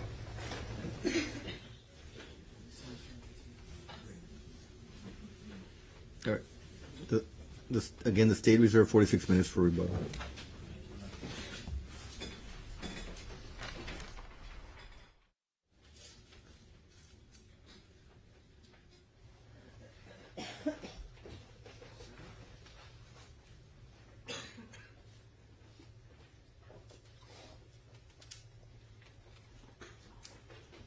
May it please the court, counsel, ladies and gentlemen of the jury.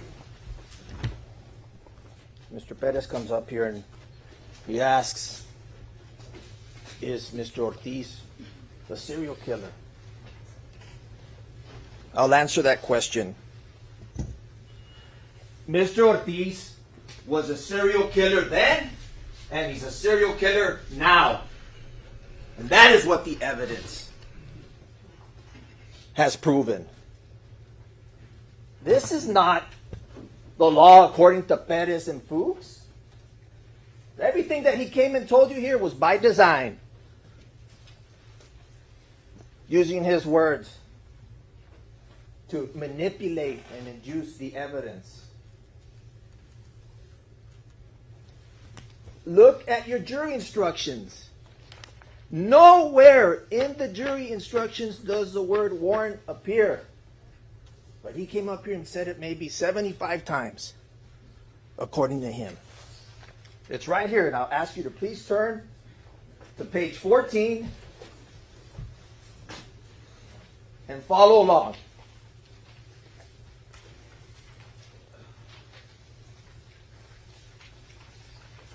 On section 17.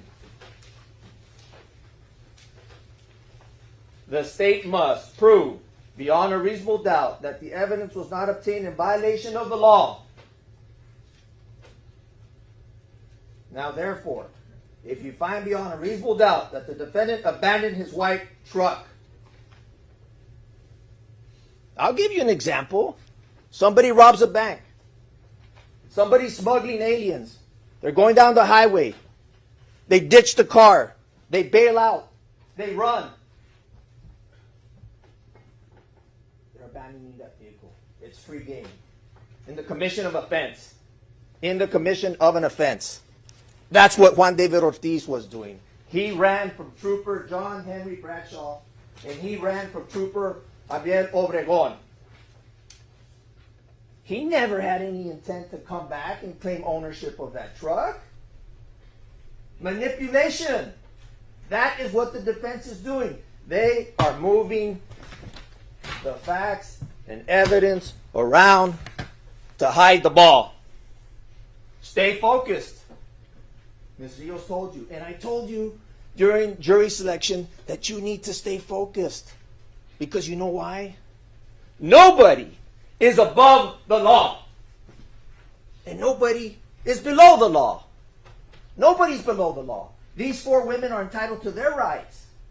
But yet he wants extra protections for Mr. Juan David Ortiz. All of his rights were preserved. All of his rights were protected. It's incredulous for him to come here and stand here and interject notions of law that don't apply in this case. Objection, Your Honor. Objection, Your Honor. Striking at the defendant over counsel's shoulder, Your Honor. He opened the door, Your Honor. Just again, these are closing arguments. The jury's been instructed as to what the law is, and the jury will remember what the facts are and overruled. Comment on the defendant's right to remain silent, Your Honor. Overruled. Now, therefore, if you find beyond a reasonable doubt that the defendant abandoned his white truck, yes, there's a mountain of evidence that he abandoned the white truck. You saw the video. What did I tell you in opening statements? I said we were going to take you to Webb County, Laredo, Texas, on the day of September the 14th of 2018 and show you. We're just going to come up here and tell you. We showed you. We took you there with all the technology. And you saw his actions. He abandoned the truck. He abandoned the expectation of privacy in that truck. And everything in that truck was free game. No warrant required. The word warrant's not even in here. In the instructions the judge gives you. Smoke screens, rabbit trails. That's all they come here and give you. Stay focused. Now, therefore, if you find beyond a reasonable doubt that, number two, that the officer searched the truck at the Stripes and or the Webb County Sheriff's Office pursuant to a valid inventory search. Once the truck was abandoned, the search was legal. You can take that to the bank. You could go home and sleep tonight comfortably knowing that that was a legal search. And finally, if you don't want to use number two, because you could use one, which applies. You could use two, which applies. Or if you don't want to use those, you could use number three. The searching officer had probable cause to search the truck at the Stripes and or the Webb County Sheriff's Office. What did Ranger E.J. Salinas tell you when he was pressed under the questioning? He said, I had probable cause. What was the probable cause? We were all here for the last week and a half. The probable cause was the aggravated assault that he committed on Erica. Pointing the gun at Erica's head. Attempting to restrain Erica against her will. If that's not probable cause, I don't know what is. But it's there. And nowhere does it say that they needed to go get a warrant. Stay focused, ladies and gentlemen. Stay focused. We'll talk about the voluntariness of the confession. What did I tell you in opening statements? I said that you will be able to see hear and analyze the confession. That video is the best evidence. To use Mr. Perez's word, that's the best evidence. It is the best evidence. And when you see the video and you put everything into context, Ranger Salinas was not asking Mr. Ortiz to go out and dance there in the hallway at the police station. We had 4 murders. Like Captain Calderon said, you have to put things into context. And Juan David Ortiz never exercised his right to terminate that interview. This is no ordinary citizen. You can't have it both ways, Mr. Perez. This is a law enforcement officer. Look at the totality, like he said. Look at the totality of the interview and all the facts that Captain Calderon and Ranger E.J. Salinas had. And you will know when you use your common sense. You will know when you use your life experiences. And you will know, most importantly, when you follow the law, according to the judge, not to Mr. Perez or Fuchs, that was a legal confession by a high-ranking law enforcement officer who had executed arrests, 9-year veteran in the Border Intelligence Center. Watch it, listen to it, look for it, and you will never see him ask for an attorney. You will never see him terminate the interview. What will you see him do? You will see him lie, lie, and lie, and lie. And like I said in opening statements, he took that first word, blackouts, and he ran with it. Interviews are cat and mouse. Interviews take technique. There's a lot going on there, but nothing illegal. Captain Calderon and Ranger E.J. Salinas were professional. They never coerced him. They never intimidated him.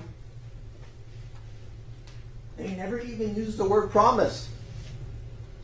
The only word they used was permission. And like my co-counsel stated, the initiation of accommodation was Ortiz. Can you get me this? Can you get me that? Can you do this? Can you do that?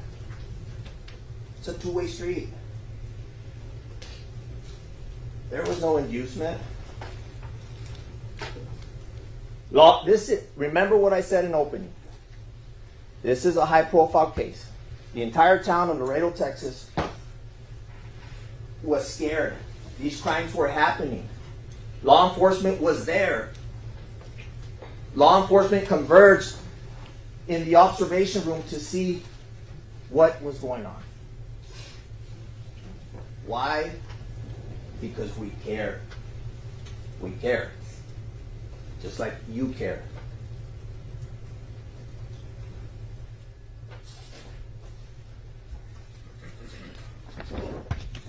Look at the demeanor. Look at the descriptions. Look at the choice of words. And what do you see? You see a man, Juan David Ortiz, trying to manipulate two experienced law enforcement officers who are armed with evidence. They are armed with information. They are armed with facts. And his facts aren't checking out.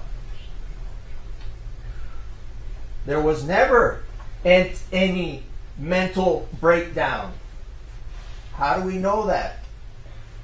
Starting in this 6 and this 7, when he starts to cooperate, you remember, he himself reveals that everything at disc 1, 2, and 3, I don't know. I don't know what the fuck you're talking about. I don't know her. Crumbling the papers, throwing them to the side. All of that he himself revealed was a lie. It was a lie. With all of the facts that finally he comes around with whatever little semblance, little grain of sand, of some form of decency that the agents were able to find, that he confessed. You saw it. Can you take off my handcuffs? Just like I told you in opening, can you take off the handcuffs? I did it. I did it.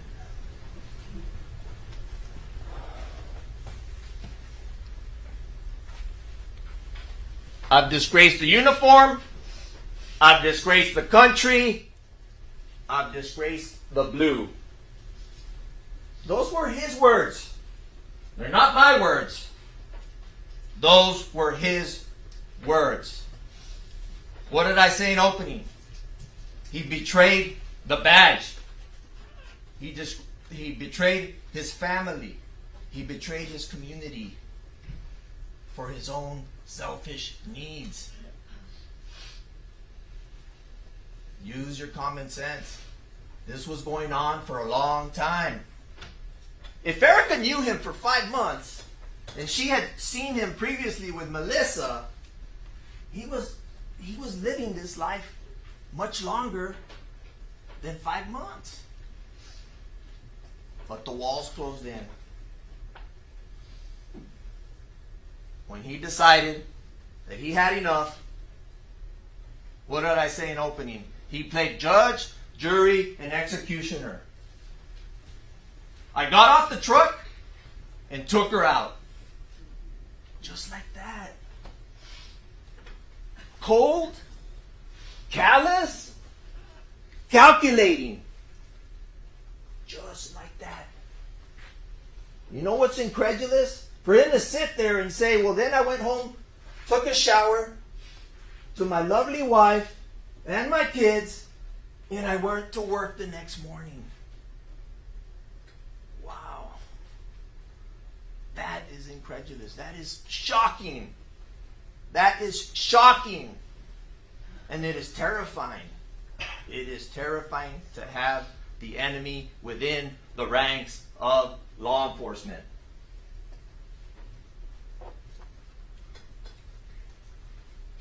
He knew it. He did disgrace the uniform. He did disgrace his country. He did disgrace the blue.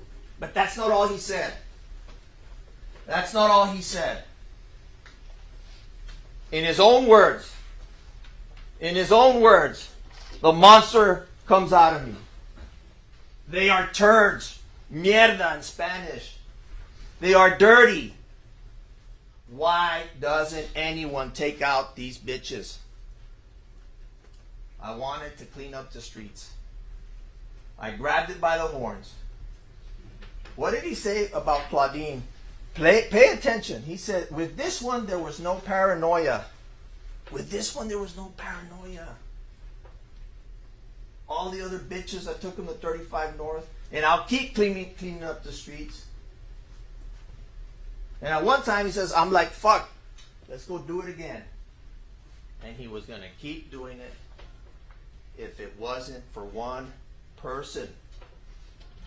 And who was that person? Who is our hero in this case? Who did we put on first? With all of her flaws, with all of her defects, who did we bring you? Erica. Erica Pena. She came here and she broke the case on September the 14th, 2018, when she escaped. She revealed the 5-month relationship that she had. She saw Ortiz with Ramirez. She led to law enforcement right to his doorstep. And most importantly of all, like my co-counsel stated, she testified truthfully. She had nothing to gain in coming here to testify other than to tell the truth. She was put under rigorous cross-examination. That is the purpose of questioning witnesses so vigorously and so personally. And she admitted all of her flaws. But she made the connection. She was the key to breaking open this case. There was no doubt that on September the 14th, when she came here and testified, that back then in 2018, when she went out to that bus stop, that she had been laying low and she was scared. All of the women that were working in that area were scared. They were scared because two of their friends had died. Remember, Melissa Ramirez on September the 3rd of 2018, and Claudine Luera on September the 3rd of 2018. I would submit, and Mr. Perez, Mr. Fuchs, yes, they're here for Juan David Ortiz. But who else are we here for? Who else are we here for?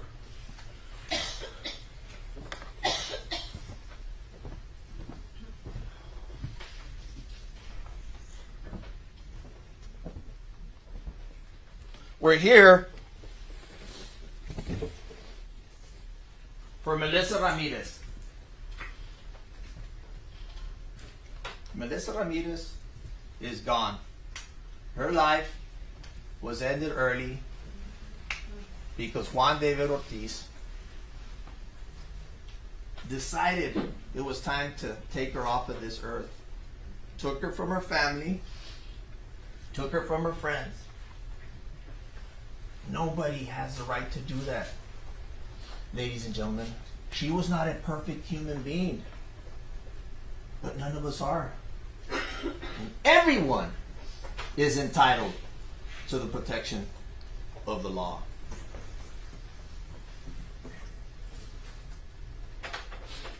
We're here for Claudine Luera.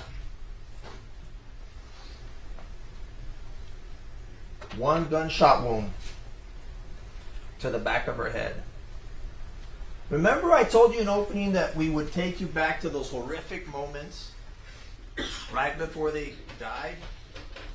You see, every moment has a story, has a theory.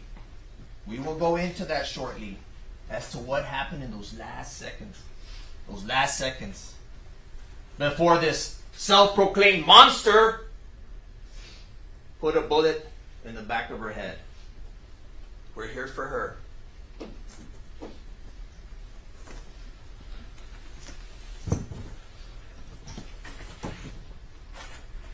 We're here for Griselda Cantu.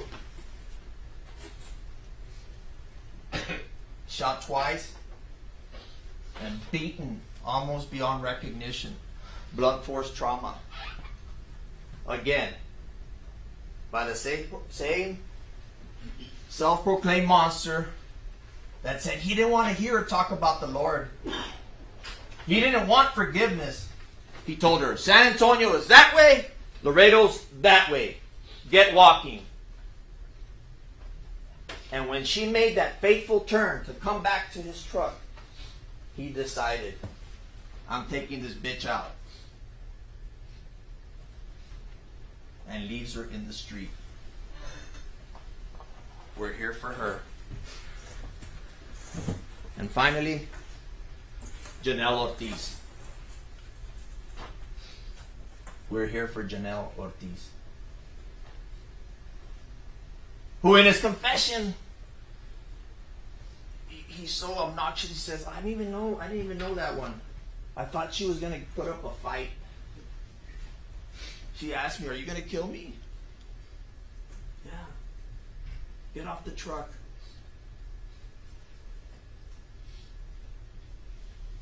The only one that didn't put up a fight, as he put one .40 caliber Smith & Wesson hollow point in the back of her head.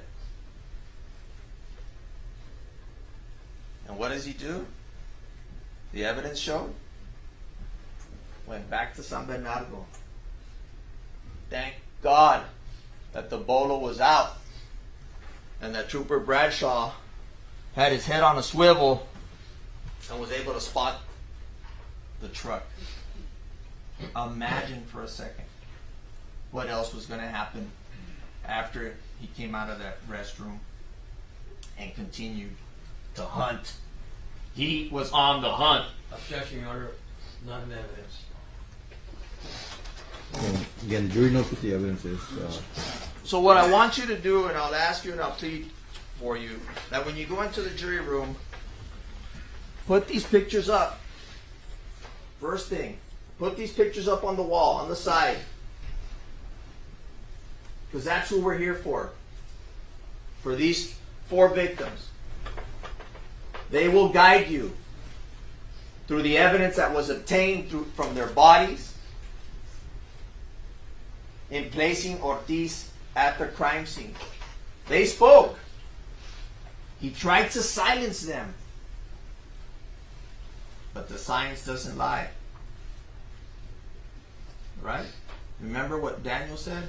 The science doesn't lie. And it was the science taken from some of these victims' bodies that puts Ortiz there as the killer.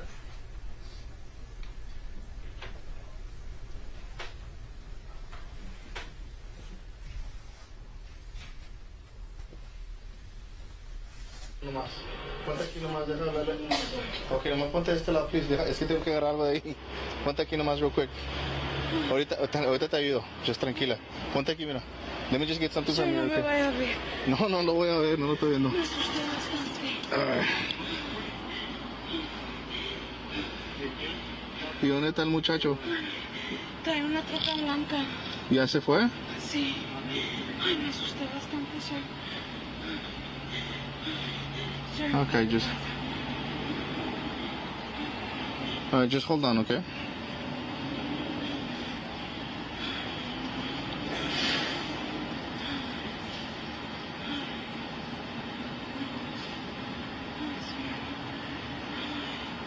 Me quiero sentar.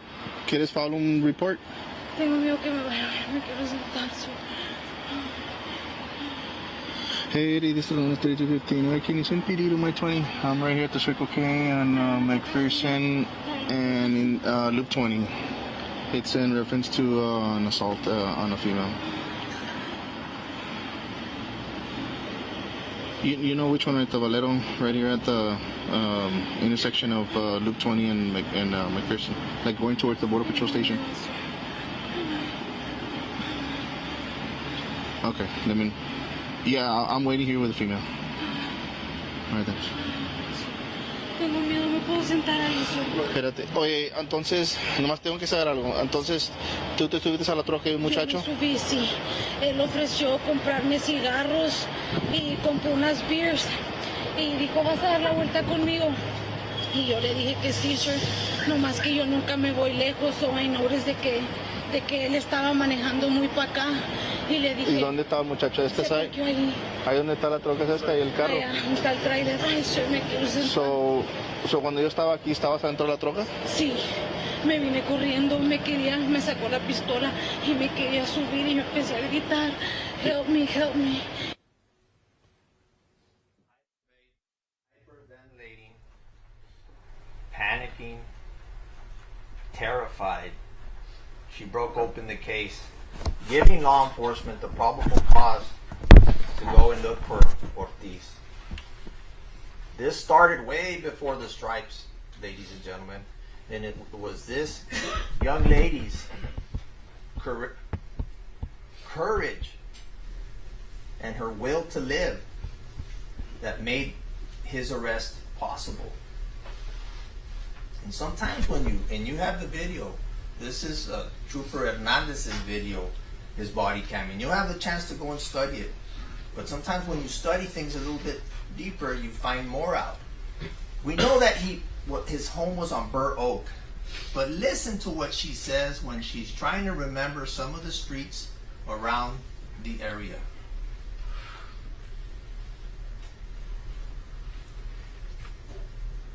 But she knows that guy's name, like the first name and where he lives, though. Well, just the first name, David. And Yeah.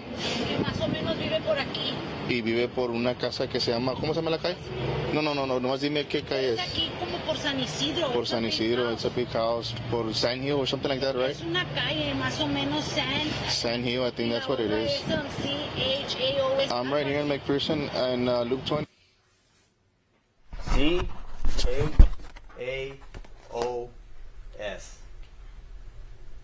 Where she got that, how she got that, we will never know. But listen to that video. And in her mind, and in her moment of panic, she spells chaos. She spells chaos. The chaos being created by that man who's sitting over there, Juan David Ortiz.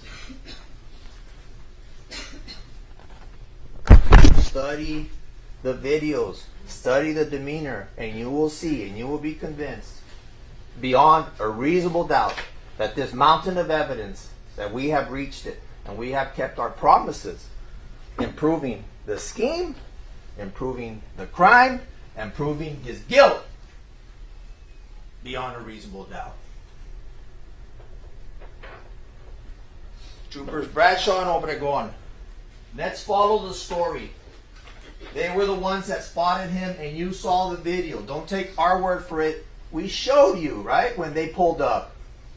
You heard the orders by Bradshaw. They were clear.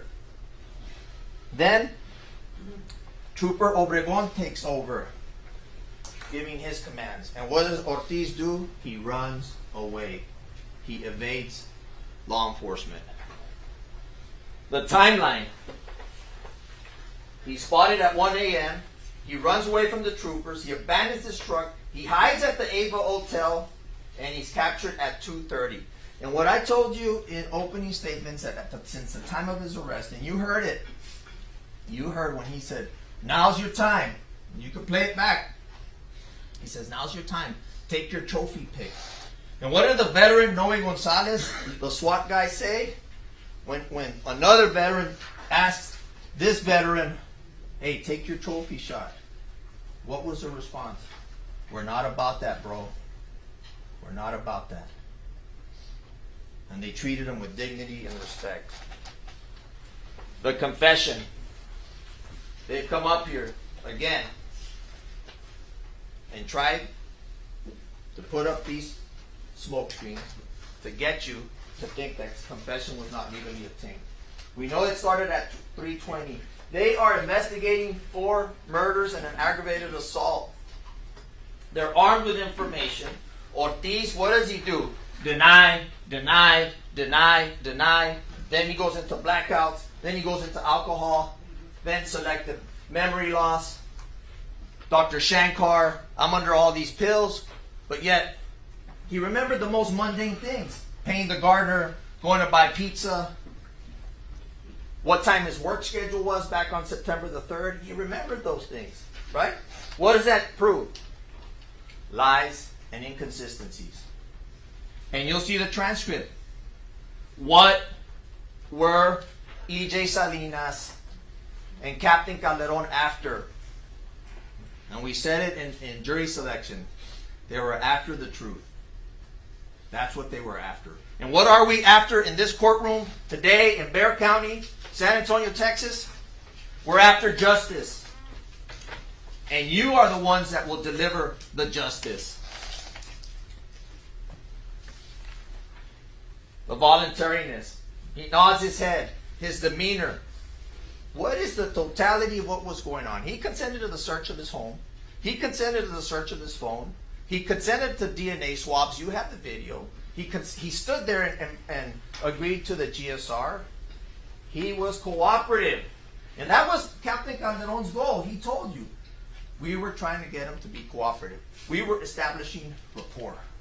There was no hidden tactics here, folks. This is a grown man, a law enforcement officer with a bachelor's in criminal justice, with a master's in business administration, 9-year veteran. He could have at any time explicitly said, "Guys, I know my rights. I want my attorney. I'm shutting it down." But he never does.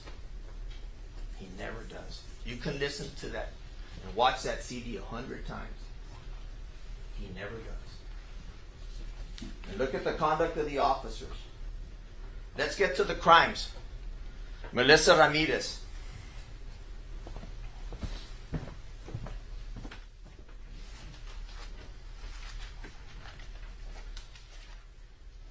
Melissa Ramirez, she knew Juan David Ortiz the longest. How do we know that? Through Erica's testimony, right? And even through the confession when Ortiz is talking about when he was with Melissa and they saw Erica one time. He was involved with Erica, both as a client and something else. The evidence has shown that. In his confession, he says that he took her to go buy her heroin, go get her drugs. Then he's driving around, he thinks about dropping her off at the hospital, but then he's afraid the cameras are going to pick him up. That's another interesting point. Look at where he always stops his vehicles. In every video, outside the view of cameras. Always concerned about where's the camera. Let me park behind the stripes. When he pulled the gun out on Erica, on the street behind the store. When he buys his beer at Murphy's, it's on the furthest lane. When he goes to the stripes on San Bernardo, it's to the furthest left by the dumpster. He knows what he's doing. He's calculating. So he comes here, he goes during the confession, he says, she got off, she had to piss, she had called me a pendejo several times, and I said, that's it. Fuck it, I'm taking her out. And after she squats down, that's when I take her, while she's not looking. Pay attention. Pay attention to the evidence. And Dr. Stern, in this picture, I'm going to show you just this picture. Look at where the injury is.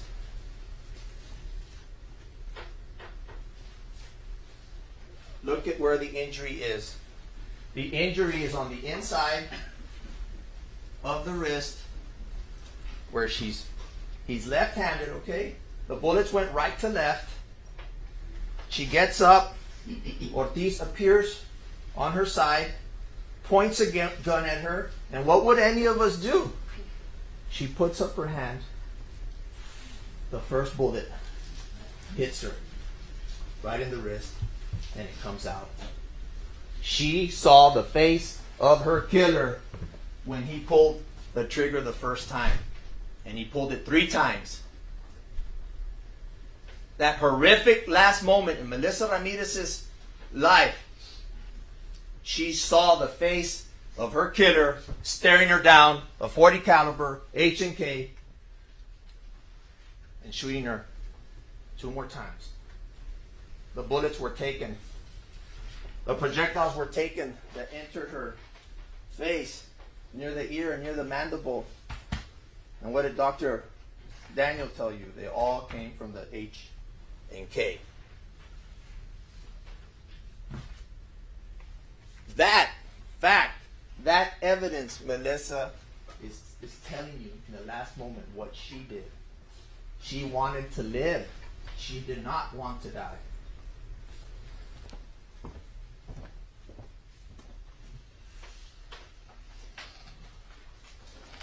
Claudine Luera, September the 13th. How many casings were picked up at that crime scene, if you all recall? It was 2.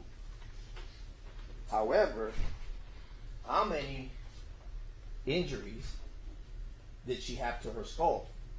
It was 1. She was killed by a transgen. It was a big word, but the angle was the bullet split, the jacket separated from the projectile. She was hit 1 time. 1 time. But yet, there was 2 casings. When I first looked at these photos, I was trying to wonder and asking myself, Why are all her personal belongings strewn all over the grass? What was happening? What story is this telling us? What story is this telling us? That Claudine Luera, in her last moments of life, was trying to get away. She was trying to get away. She had her bag with all her goodies. She's struggling. All the contents of her bag are empty while she's fighting for her life. And then Dr. Stern comes here and says that the injury was caused more than 18 inches away. The first shot as she's running, boom! He misses. Gets closer, boom! Second one hits her in the head. She goes down and she's still crawling.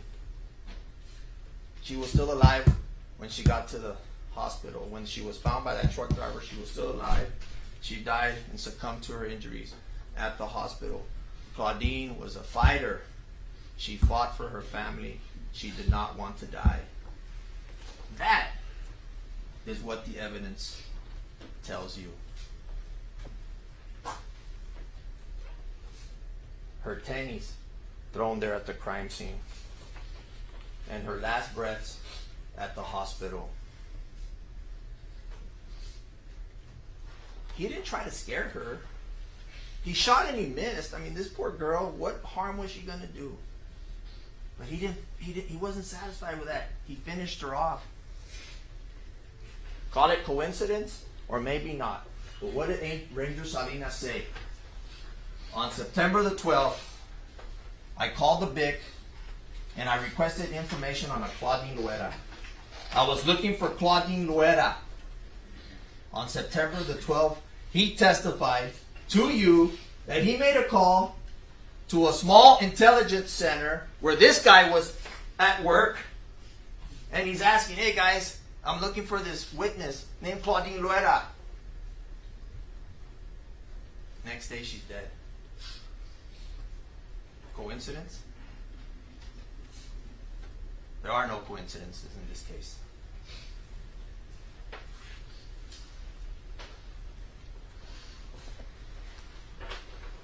Pause it. So what does he do? What does Juan David Ortiz do? And I told you in opening statements that we were going to show you what he was doing in between and after murders. After Erica Peña escapes on September the 14th, he decides it's time. He's going to go clean the streets. But before he's going to go clean the streets, remember what time she escaped? It was about 9 o'clock. He goes, he buys his usual beer, the three Bud Light Tallies, and then he goes out to hunt. This video from 10:54 p.m. that Friday night, he buys those 3 beers that are in his truck before he hits the streets to go pick up his last 2 victims. Griselda Cantu and Janelle Ortiz. The evidence has shown that in less than 2 hours, from 10:54 up until the time he was caught, he killed those 2 women. Use your logic. Use your common sense. Do the math. Play the video.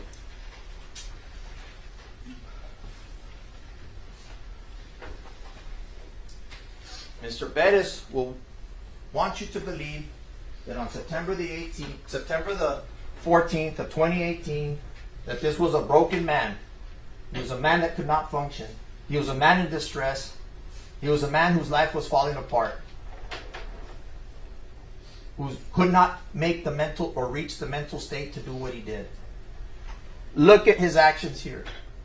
Are those the actions of somebody that looks like he's in distress? Or are those the actions that look like somebody who's just going about their business like anybody else does? Buying his 3 Tallies, getting in his truck,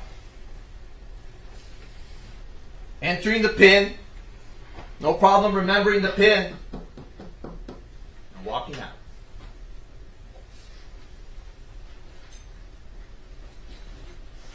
He goes home, remember? He goes home. He tells Calderon, and he gets his house ready for an ambush. He takes out his weapons, puts them on the kitchen counter. His 9mm, his AR. He's getting ready because he knows that that bitch Erica was gonna go talk, and he's ready. They're gonna come and get me. I'm ready. But they don't go. It takes time. So what does he do? He gets back in his truck and he goes to look for more victims. Griselda Cantu.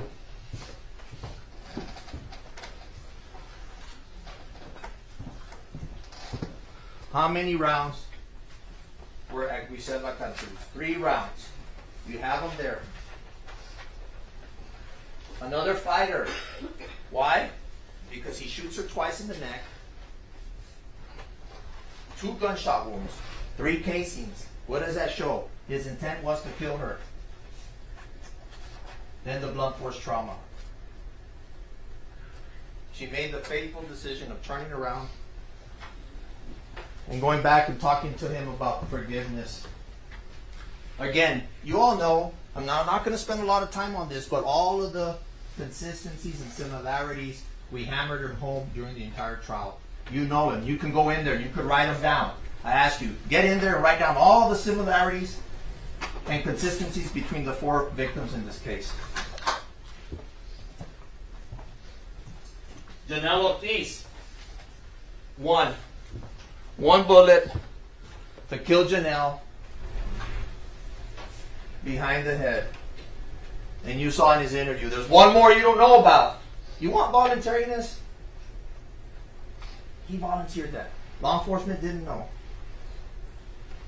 He volunteered where she was at and how he killed her, and the question he asked her right before, that she asked him right before, "You're going to kill me?" Yes, I am. Yes, I am. Fred Calderon, lead investigator, worked the murders and obtained the voluntary confession. You saw his questioning. He was professional. He did an excellent job in this case. Working together with Texas Ranger E.J. Salinas, who went back and found the additional casing, found the abandoned truck. They never, this is what's incredulous, that Perez comes up here and calls it a preservation search. That term was never used. It's preservation photos, preserving the area, the integrity, and that's what he was saying. He didn't search. He was taking pictures. He wanted in a more secure area to conduct a very important search for the evidence. His concern when he saw the flashlight and the empty holster, you saw quickly he backs up, gets on the phone. Guys, empty holster. Careful. This guy's armed. He has his gun. That's where E.J. Salinas' focus was, on his brothers, who he didn't want to get ambushed. That's where his focus was. Dr. Corrine Stern, all the injuries were from the neck and up. All of them had issues with substance abuse. All of the injuries were executions from the neck up. Sean Daniel, remember, he connected all of the murders to this .40 caliber H&K. All of the 9 casings, the 6 projectiles, all came from this gun, this government issued weapon that he had in the side door panel of his truck, with the government issued ammunition.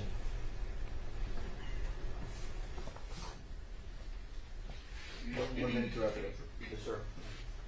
Science does not lie. 12 bullet capacity in the magazine, and Ortiz H&K, 1 in the chamber, 13 total. When this weapon was found,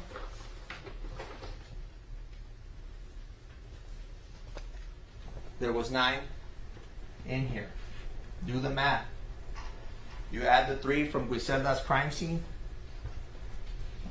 and the 1 topped off, it's 13.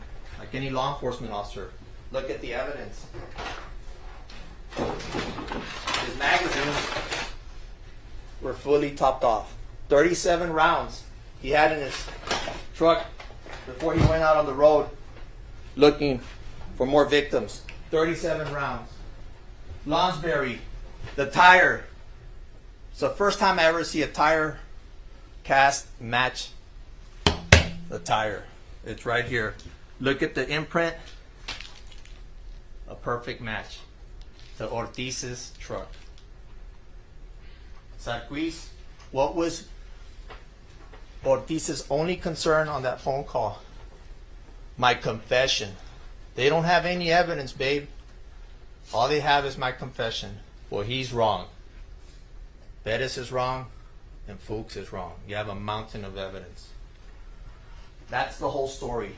And I'll finish with this. And I told you in opening statements that there's moments in your life that are marked when things happen. And this is one of those moments. That's when time is divided into two areas. Before the event and after the event. You've lived through this event now. And only those strong people can move forward and find the truth. No matter what. And the truth here is that Juan David Ortiz committed capital murder of Melissa Ramirez, Claudine Luera, Grisela Cantu, and Janelle Ortiz in a common criminal episode. He is guilty.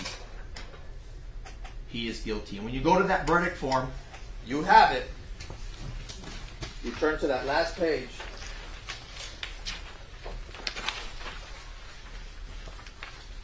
Right here. On page 19.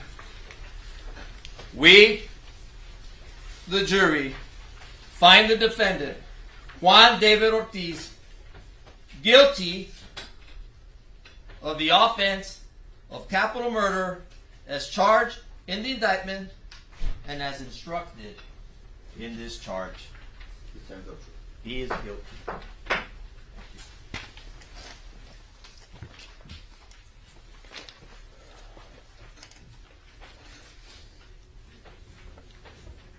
Ladies and gentlemen of the jury, you've heard the closing arguments. I have the charge of the court. I'm going to hand to our bailiff, and he'll place it in the jury deliberation room. And once all 12 of you are there, you may begin your deliberations. I'm going to ask our two alternates, Graciela Delgadillo and Rhonda Swift, to please remain in the courtroom for now. And I believe there should be food served already, correct? All right. All rise. All right, the jury. We have food for the alternates. Yes, they can.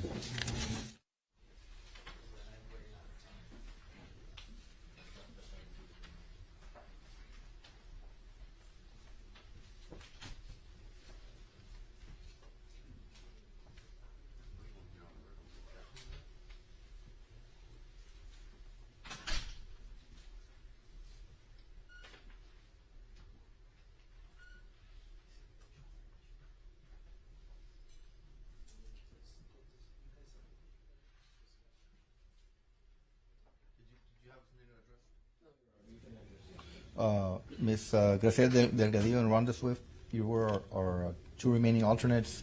We want to thank you for your service. Again, as you know, we had two alternates that had to come in and take the place of 12 of the original jurors because of things that came up. So we thank you for your service. I'm going to excuse you at this time. Thank you.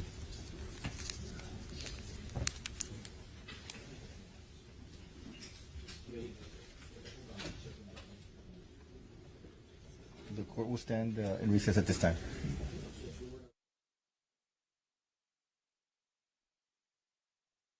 Maybe the lights over here look like they're off. I don't know. It just looks. Thank you. Jury's reached a verdict. Can we bring the jury in, please?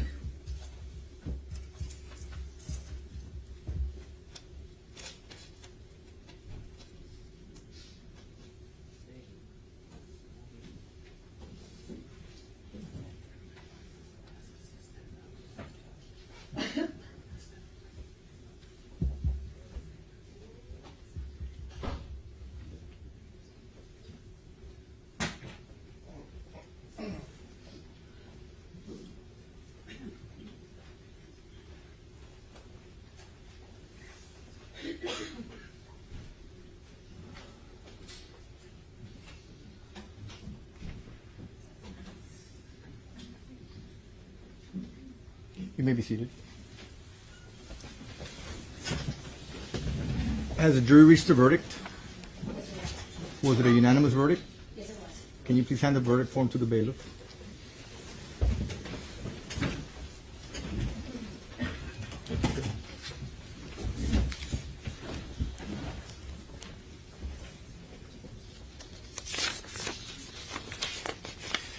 Can the defendant please stand? In front.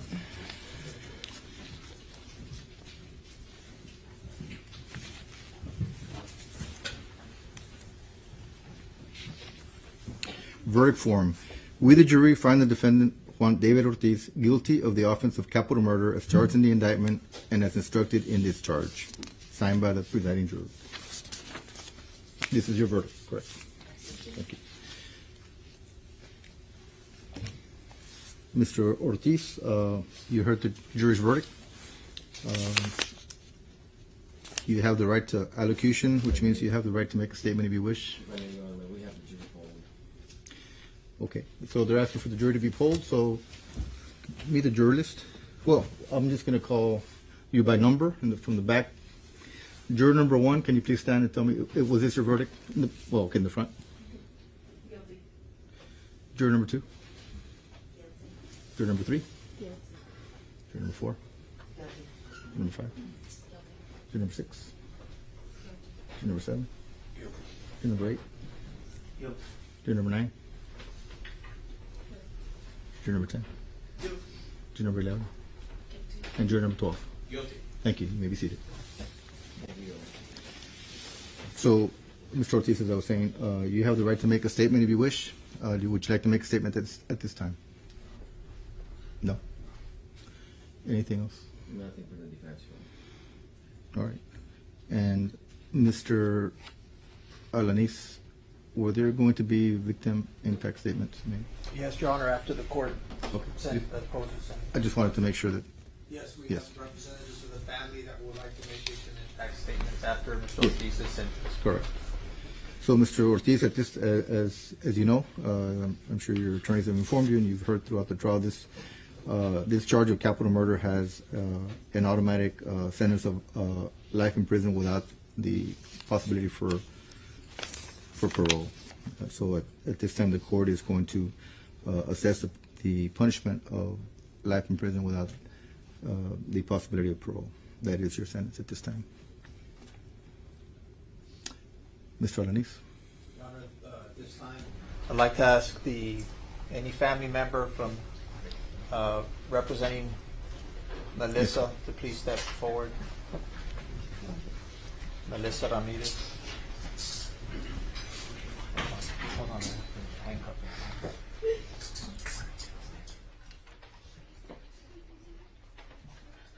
Sir? Before you start, one second.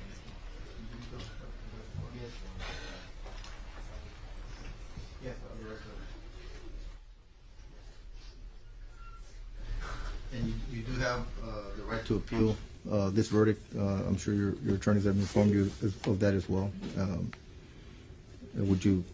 Are you at this time asking? Yes. Yes, Your Honor. Okay. You want to have an attorney appointed for that purpose? We'll file the preliminary. Yes, sir. File the paperwork so I can, I know that at least one of you is not going to be available, so we'll see who the appellate lawyers are that are available on the list. All right, sir. Anything else?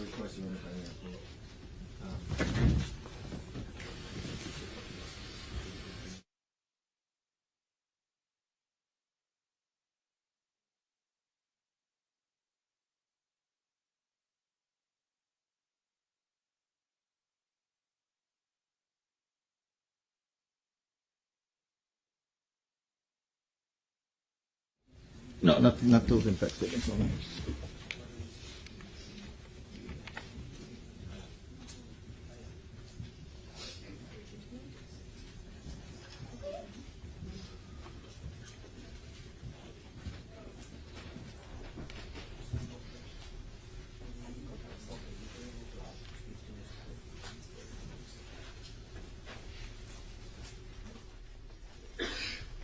I I'm Melissa Ramirez's sister-in-law. Melissa was a loving, kind, and funny person. She always looked out for her kids. Melissa was not alone, so I'm here to speak up for her. I can't believe you took her life with no remorse. Melissa was more like a sister to me. She was the best person I could ever be with. I loved her so much, and I still do. I was always there for her, but sometimes I couldn't be there all the time. You took someone's daughter, sister, mother, and friend's life. How could you? She left her kids behind, and now their hearts are broken, knowing they won't be able to see their mom again because of what you did. Do you know how much pain you have caused to this family? Do you know how many times I wish for Melissa to show up to my home and see her and hug her and hear her voice again? I hate you for what you did, and I can never forgive you, nor do I think God will. You deserve to suffer in prison and go to hell. I still mourn for my sister-in-law. Even though it's been 4 years, I feel as if it happened yesterday. My heart is torn apart knowing that I won't be able to see her, but to visit her in the cemetery. Monsters like you don't even deserve to breathe, nor wake up to every morning. You are a turd, so take back those words you've said to these beautiful women. You deserve to die and suffer for what you did, and when that day happens, I will finally be in peace.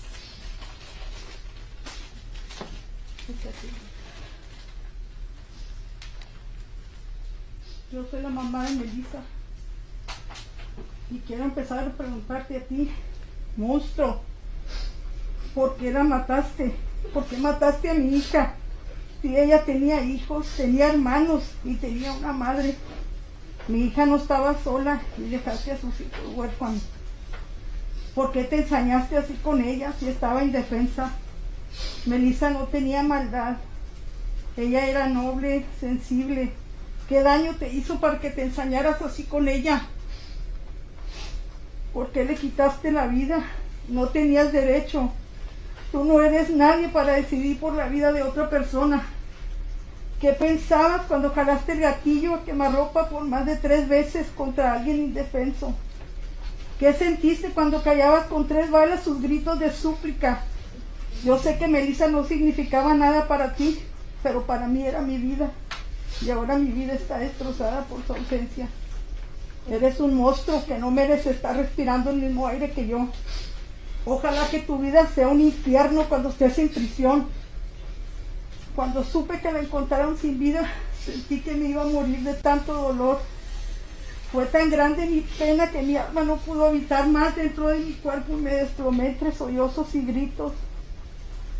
Ya pasaron más de 4 años y de mis ojos aún salen millones de lágrimas. Melissa era mi hija, mi más grande amor, y ahora por causa tuya ya no la puedo tener conmigo. Tú no te imaginas el daño que causaste a sus hijos. Maldito asesino.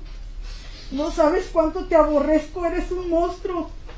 Tus hijos siempre serán los hijos de un asesino. Y cargará con ese estigma el resto de sus vidas y les llamarán siempre el hijo del asesino. Eres un maldito monstruo asesino y deseo que cuando te toque morir, que tu muerte sea dolorosa y larga, que te vayas al infierno ahí donde ahora perteneces. Y ojalá que tengas el valor para quitarte la vida así como se la quitaste a mi hija.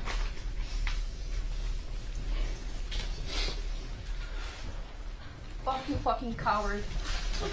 Padiguara.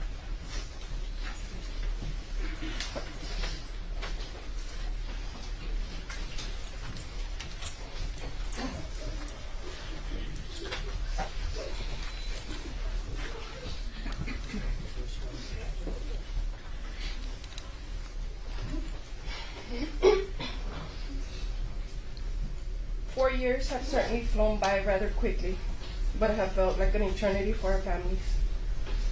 Our lives came crashing down as everything started to unfold on September 14, 2018.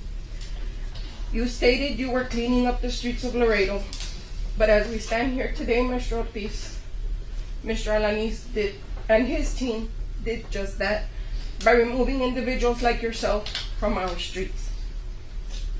When becoming a federal officer, Mr. Ortiz, You swore to protect and to serve our country, but sadly you failed to do so. Mr. Isidro Alanis fulfilled that duty today. The extent of your actions have caused so much pain to so many people, including your own family. Just as we have lost our sister, my nieces and nephews have lost their mother, and my father lost his daughter. Your mother lost her son, your wife lost her husband, and your precious children have lost their father. Your family has mourned their loss along with ours. They will continue to be in my prayers. I will pray for their strength, and I will pray for peace in their hearts. I've carried so much these last few years, Mr. Ortiz. The pain and anger have been the hardest to bear. Today, I am wholeheartedly letting go and letting God handle what my heart cannot. Forgiving is part of healing. Today, Mr. Ortiz, I am choosing to forgive you, because I know in my heart that Melissa, Claudine, Giselda, and Janelle are resting peacefully in the heavens above. I will now read a brief statement from my nephew, Claudine's son. What you did to my mother, Claudine, was a horrible thing.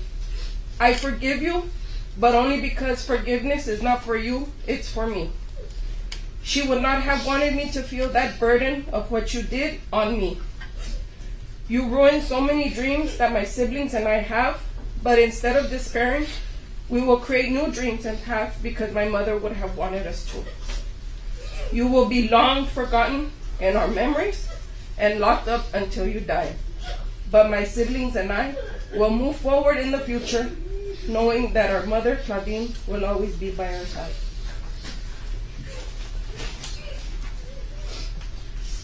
I am the youngest daughter of Claudine Duero. You took my mom away from me. You ruined any chance I could have to have her in my life. The pain of having to lose my mom when I was only 17 years old. I was still a kid in my junior year of high school, September 13, 2018, when I experienced the worst day of my life. I was picked up from my high school and I was driven to my mother's sister's house, and all my family gathered together to break the news to me and my brother. We were told that my mother was killed. My heart broke into pieces at that very moment, and being told that you killed my mom, that was heartbreaking. I was at a loss of words. I was in shock, but all I could do was cry and be angry because I knew I was never going to see my mom again. I was never going to hear her laugh. I was never going to be called Mama's or her little girl from her again. I was never going to be able to hug her nor be able to hear her voice anymore. I started grieving at my new reality that my mom was taken away from me so suddenly from my life. You, Juan David Ortiz, you didn't kill just women. You killed women who mattered, women who were loved by so many people.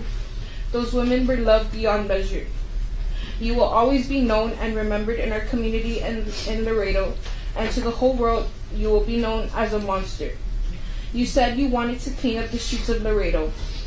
Our streets in Laredo will only be clean when people like you are put away in jail forever.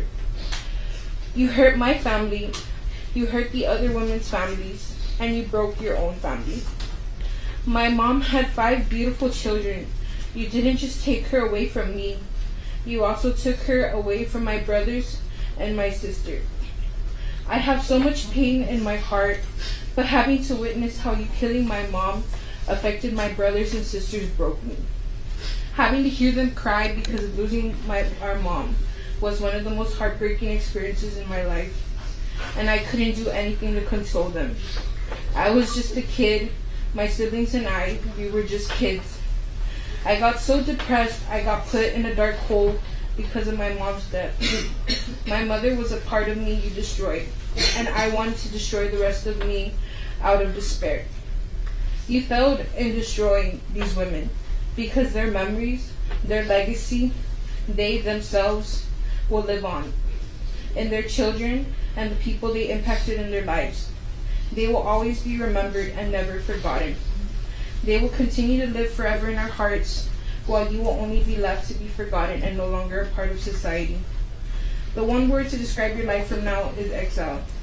The word to describe the life of these women is they will be cherished and will always be part of our lives and the people touched by them.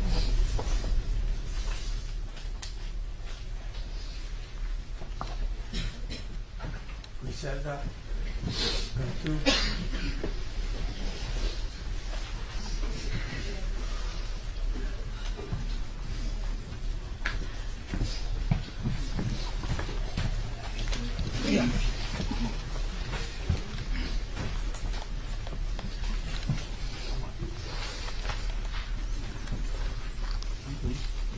My name is Joey Cantu. Shelly Griselda Cantu was many things. And yes, she was a drug addict. She was a prostitute and she was a felon. But she wouldn't know with these things. And maybe one day she would have ceased in being these things, as her family had always hoped. But you have forever robbed us of that hope, that one day she would come back to us. It is said that hope springs eternal, and it's true, until someone like you comes along and completely and utterly destroys that hope. You'll hear no cliches from me about my sister, that she was this or she was that. My sister was a good person, yes, but she did bad things. Bad things not motivated by malice, not motivated by hate, but by addiction, by her disease.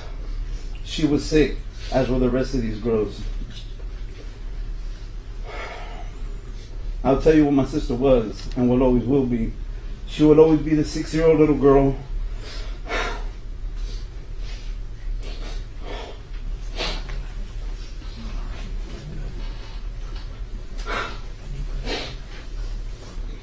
She was all I had, bro. She was all I had left. You took the last living member of my family, man. She would always be the 6-year-old little girl who would wake up in the middle of the night to walk her 8-year-old brother to the restroom because I was scared of the dark.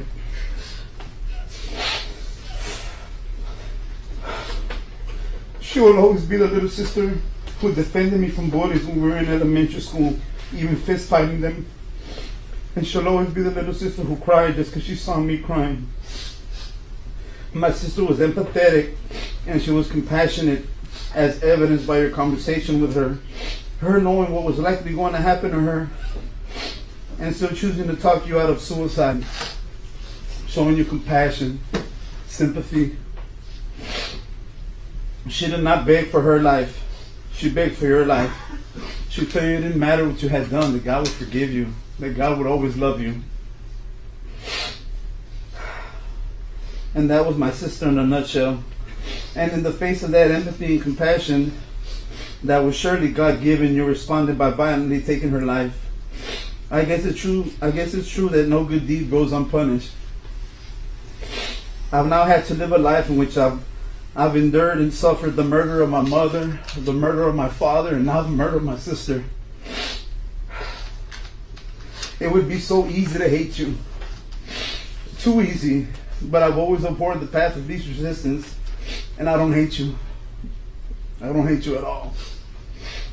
And I won't hate you, but I do hate what you did. Not only to her, but to all of us. And here's the irony. Roughly 26 and a half years ago, I stood where you now stand, accused and convicted of murder, sentenced to 40 years in the Texas Department of Criminal Justice. I spent 22 years and 11 months of my life in prison, from the age of 15 to the age of 38. When I was granted parole, the sister of my victim wrote me and told me that she forgave me for what I had done, and that I should forgive myself as well. And now I find myself here in front of the person who killed my little sister. And I want you to know that I forgive you. And I hold no ill will towards you, man. I pray that one day you find the peace that you have ripped away from all of us. You spoke of God's ability for miracles. Well, your miracle is that you get to continue living, to continue to see and hear from your loved ones while we no longer can.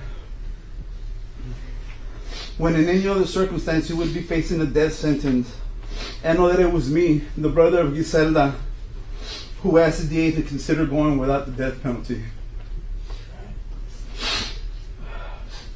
Because your family has suffered as well. No parent should ever have to watch their child die, even yours. I leave you with the words of my sister. No matter what you've done, it doesn't matter. God will forgive you and God loves you. May you find peace and freedom in Him. But I'll forever wonder if maybe Erica was not who she was, if Erica was not a prostitute and a drug addict, if swifter action could have been taken, would they have believed her should have been an upstanding citizen? Would it have taken 4 hours to find him? 3 hours, 2 hours, however long it took. You're not entirely your fault. We were failed at times by the justice system too. I'm Monica. I'm a beloved relative of Kelly Cantu. I have heard comments that you mentioned you wanted to clean up the streets. Who are you to consider yourself so worthy to clean up the streets? If the girls were so unworthy to be in the streets, you were right there with them. They knew you by your first name. You were given 2 weeks to present your side of your innocence. You were given a different venue to avoid bias against you. You were given a jury of your peers, thousands of dollars to decide your verdict. You did not give the victims any opportunity that you were given to decide their verdict. I heard you were deprived of a meal. Oh, you're so malnourished. What were the girls deprived of? They were deprived of their life. I heard that this country, there is laws, and every I had to be dotted for the case, and every T had to be crossed. But this country of laws, they were not followed for the girls. The streets of Laredo are being cleaned and getting rid of you. You are the filth of the streets of Laredo. I have something in common with you, though. I too believe in death. Death sentence. I too feel justice needs to be served by death, and that is by killing you. No more tax dollars should be spent on you, on your meals, your housing, your medical bills when you get sick in jail. The only good of you now really is to donate your organs, if anybody would even want them.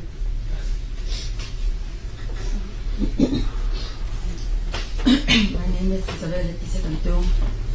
I'm Shirley's older cousin. She was my little cousin. I stand here in front of you to let you know that Shirley and these girls were alone. They were not alone. You said that Shirley and these girls were nothing. You said they were trash. You said many harsh words. First, these girls did not do drugs because they were evil. They did not do drugs because they wanted to get high and have a good time. I'm a psychiatric registered nurse. I study these type of human behaviors. These girls did drugs they were self-medicating. They were using street drugs to cope with life problems. They were lacking the proper coping skills. They needed help. What you did was not helping them. It was not cleaning the streets of Laredo. I hope that one day you can see. I hope one day you can see that you did wrong. And I hope one day you can see how many families you hurt.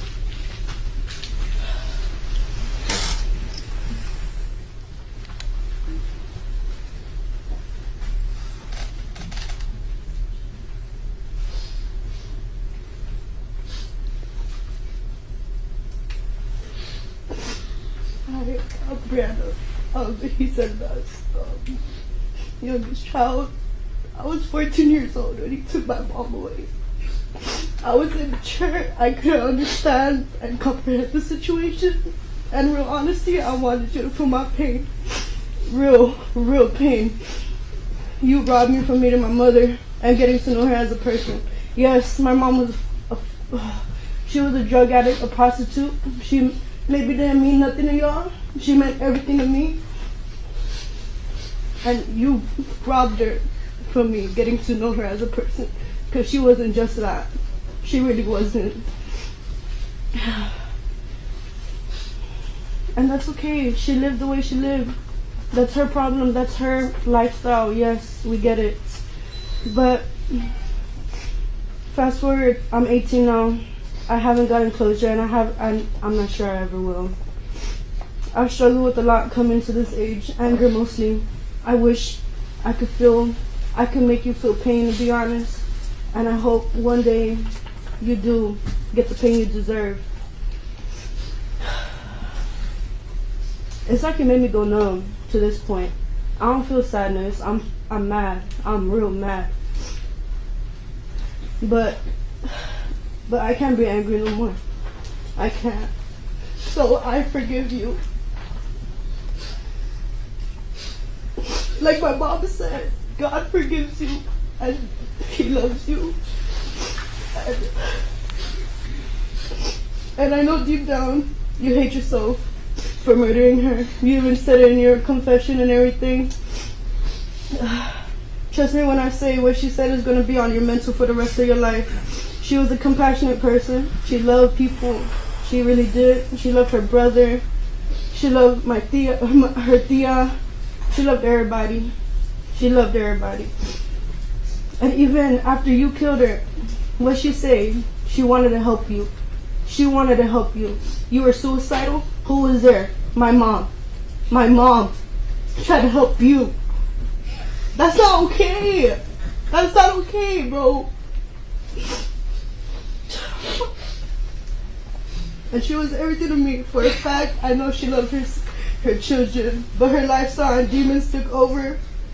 And speaking for my siblings, and you, Juan, cheated us out of ever getting to hear her side of the story, on why she gave us up, an understanding on what made her into the person she was. I know I said I forgive you, but deep down it's not for you. It's really not. It's for me to find peace of mind. Karma is a big thing, and your karma is just slowly starting from here. Trust me, you're not gonna make it in there. I hope you don't. And you will suffer. In my heart, I know. I hope and I know you will not make it in there. And surely you know your day is coming up. And then God bless you and your family, because you tore your family apart just like you tore ours. And you will suffer. Promise you, you won't make it in there.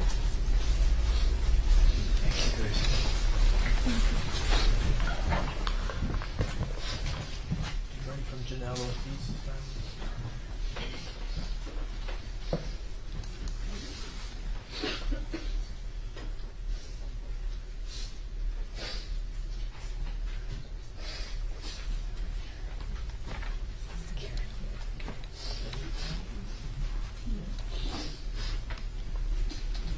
As the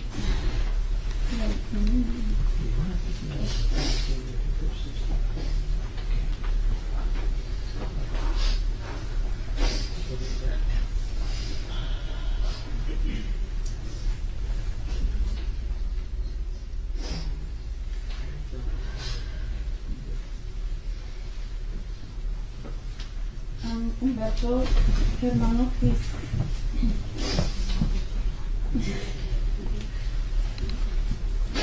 Okay, Janelle Ortiz, youngest sister. As the youngest sibling, I never thought I'd be going through this experience right now. It's a lot of emotions. You probably don't know, because you don't know it's like losing a sibling. On September 15 of 2018, a piece of me left unexpected. Everything went blank. Nothing sad enough. But she knew how to fight back. She wasn't afraid. I had to go look for her because I could have not been the transgender we all thought.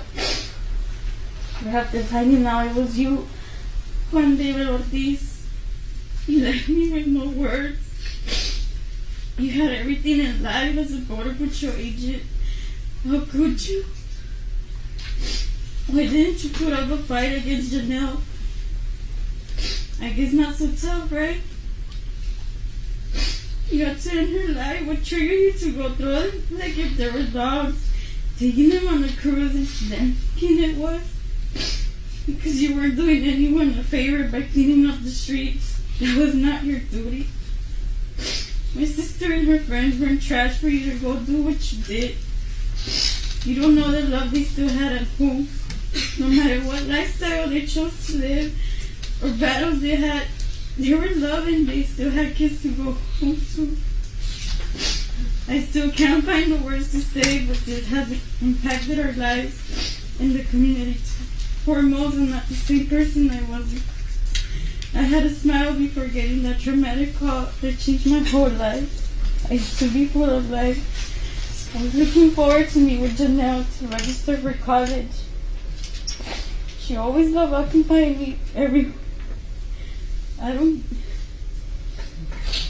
Sadly, I don't get to hear that no more, nor her reminders to keep my head up high and that I'll always be safe while she's alive. As I'm here talking, expressing my feelings of how you affected not just me but other families, I just can't seem to stay mad forever about it. I'm mad at the fact that you gave your word to protect the border and serve the people, yet you felt you betrayed your badge in the system. We're all grieving. I just don't know how I will forgive someone who showed no remorse. I never put myself in this situation growing up. But in order to move on with my life, God says otherwise. I can't question him because he has his reasons. But I know Janelle would have fought hard. I don't have hate towards you. I just hate the fact that you didn't have a heart while doing it. As we suffer these past years, you deserve to suffer the consequences. I don't desire nothing bad towards you, but me justice with her. Because what you caused was nothing pretty. My sister is gone, and so are her friends. You are still breathing, but I have faith, and I believe you will get what you deserve. I pray your family doesn't go what we went through. They're not to blame, but you took 4 lives in the most cowardly way.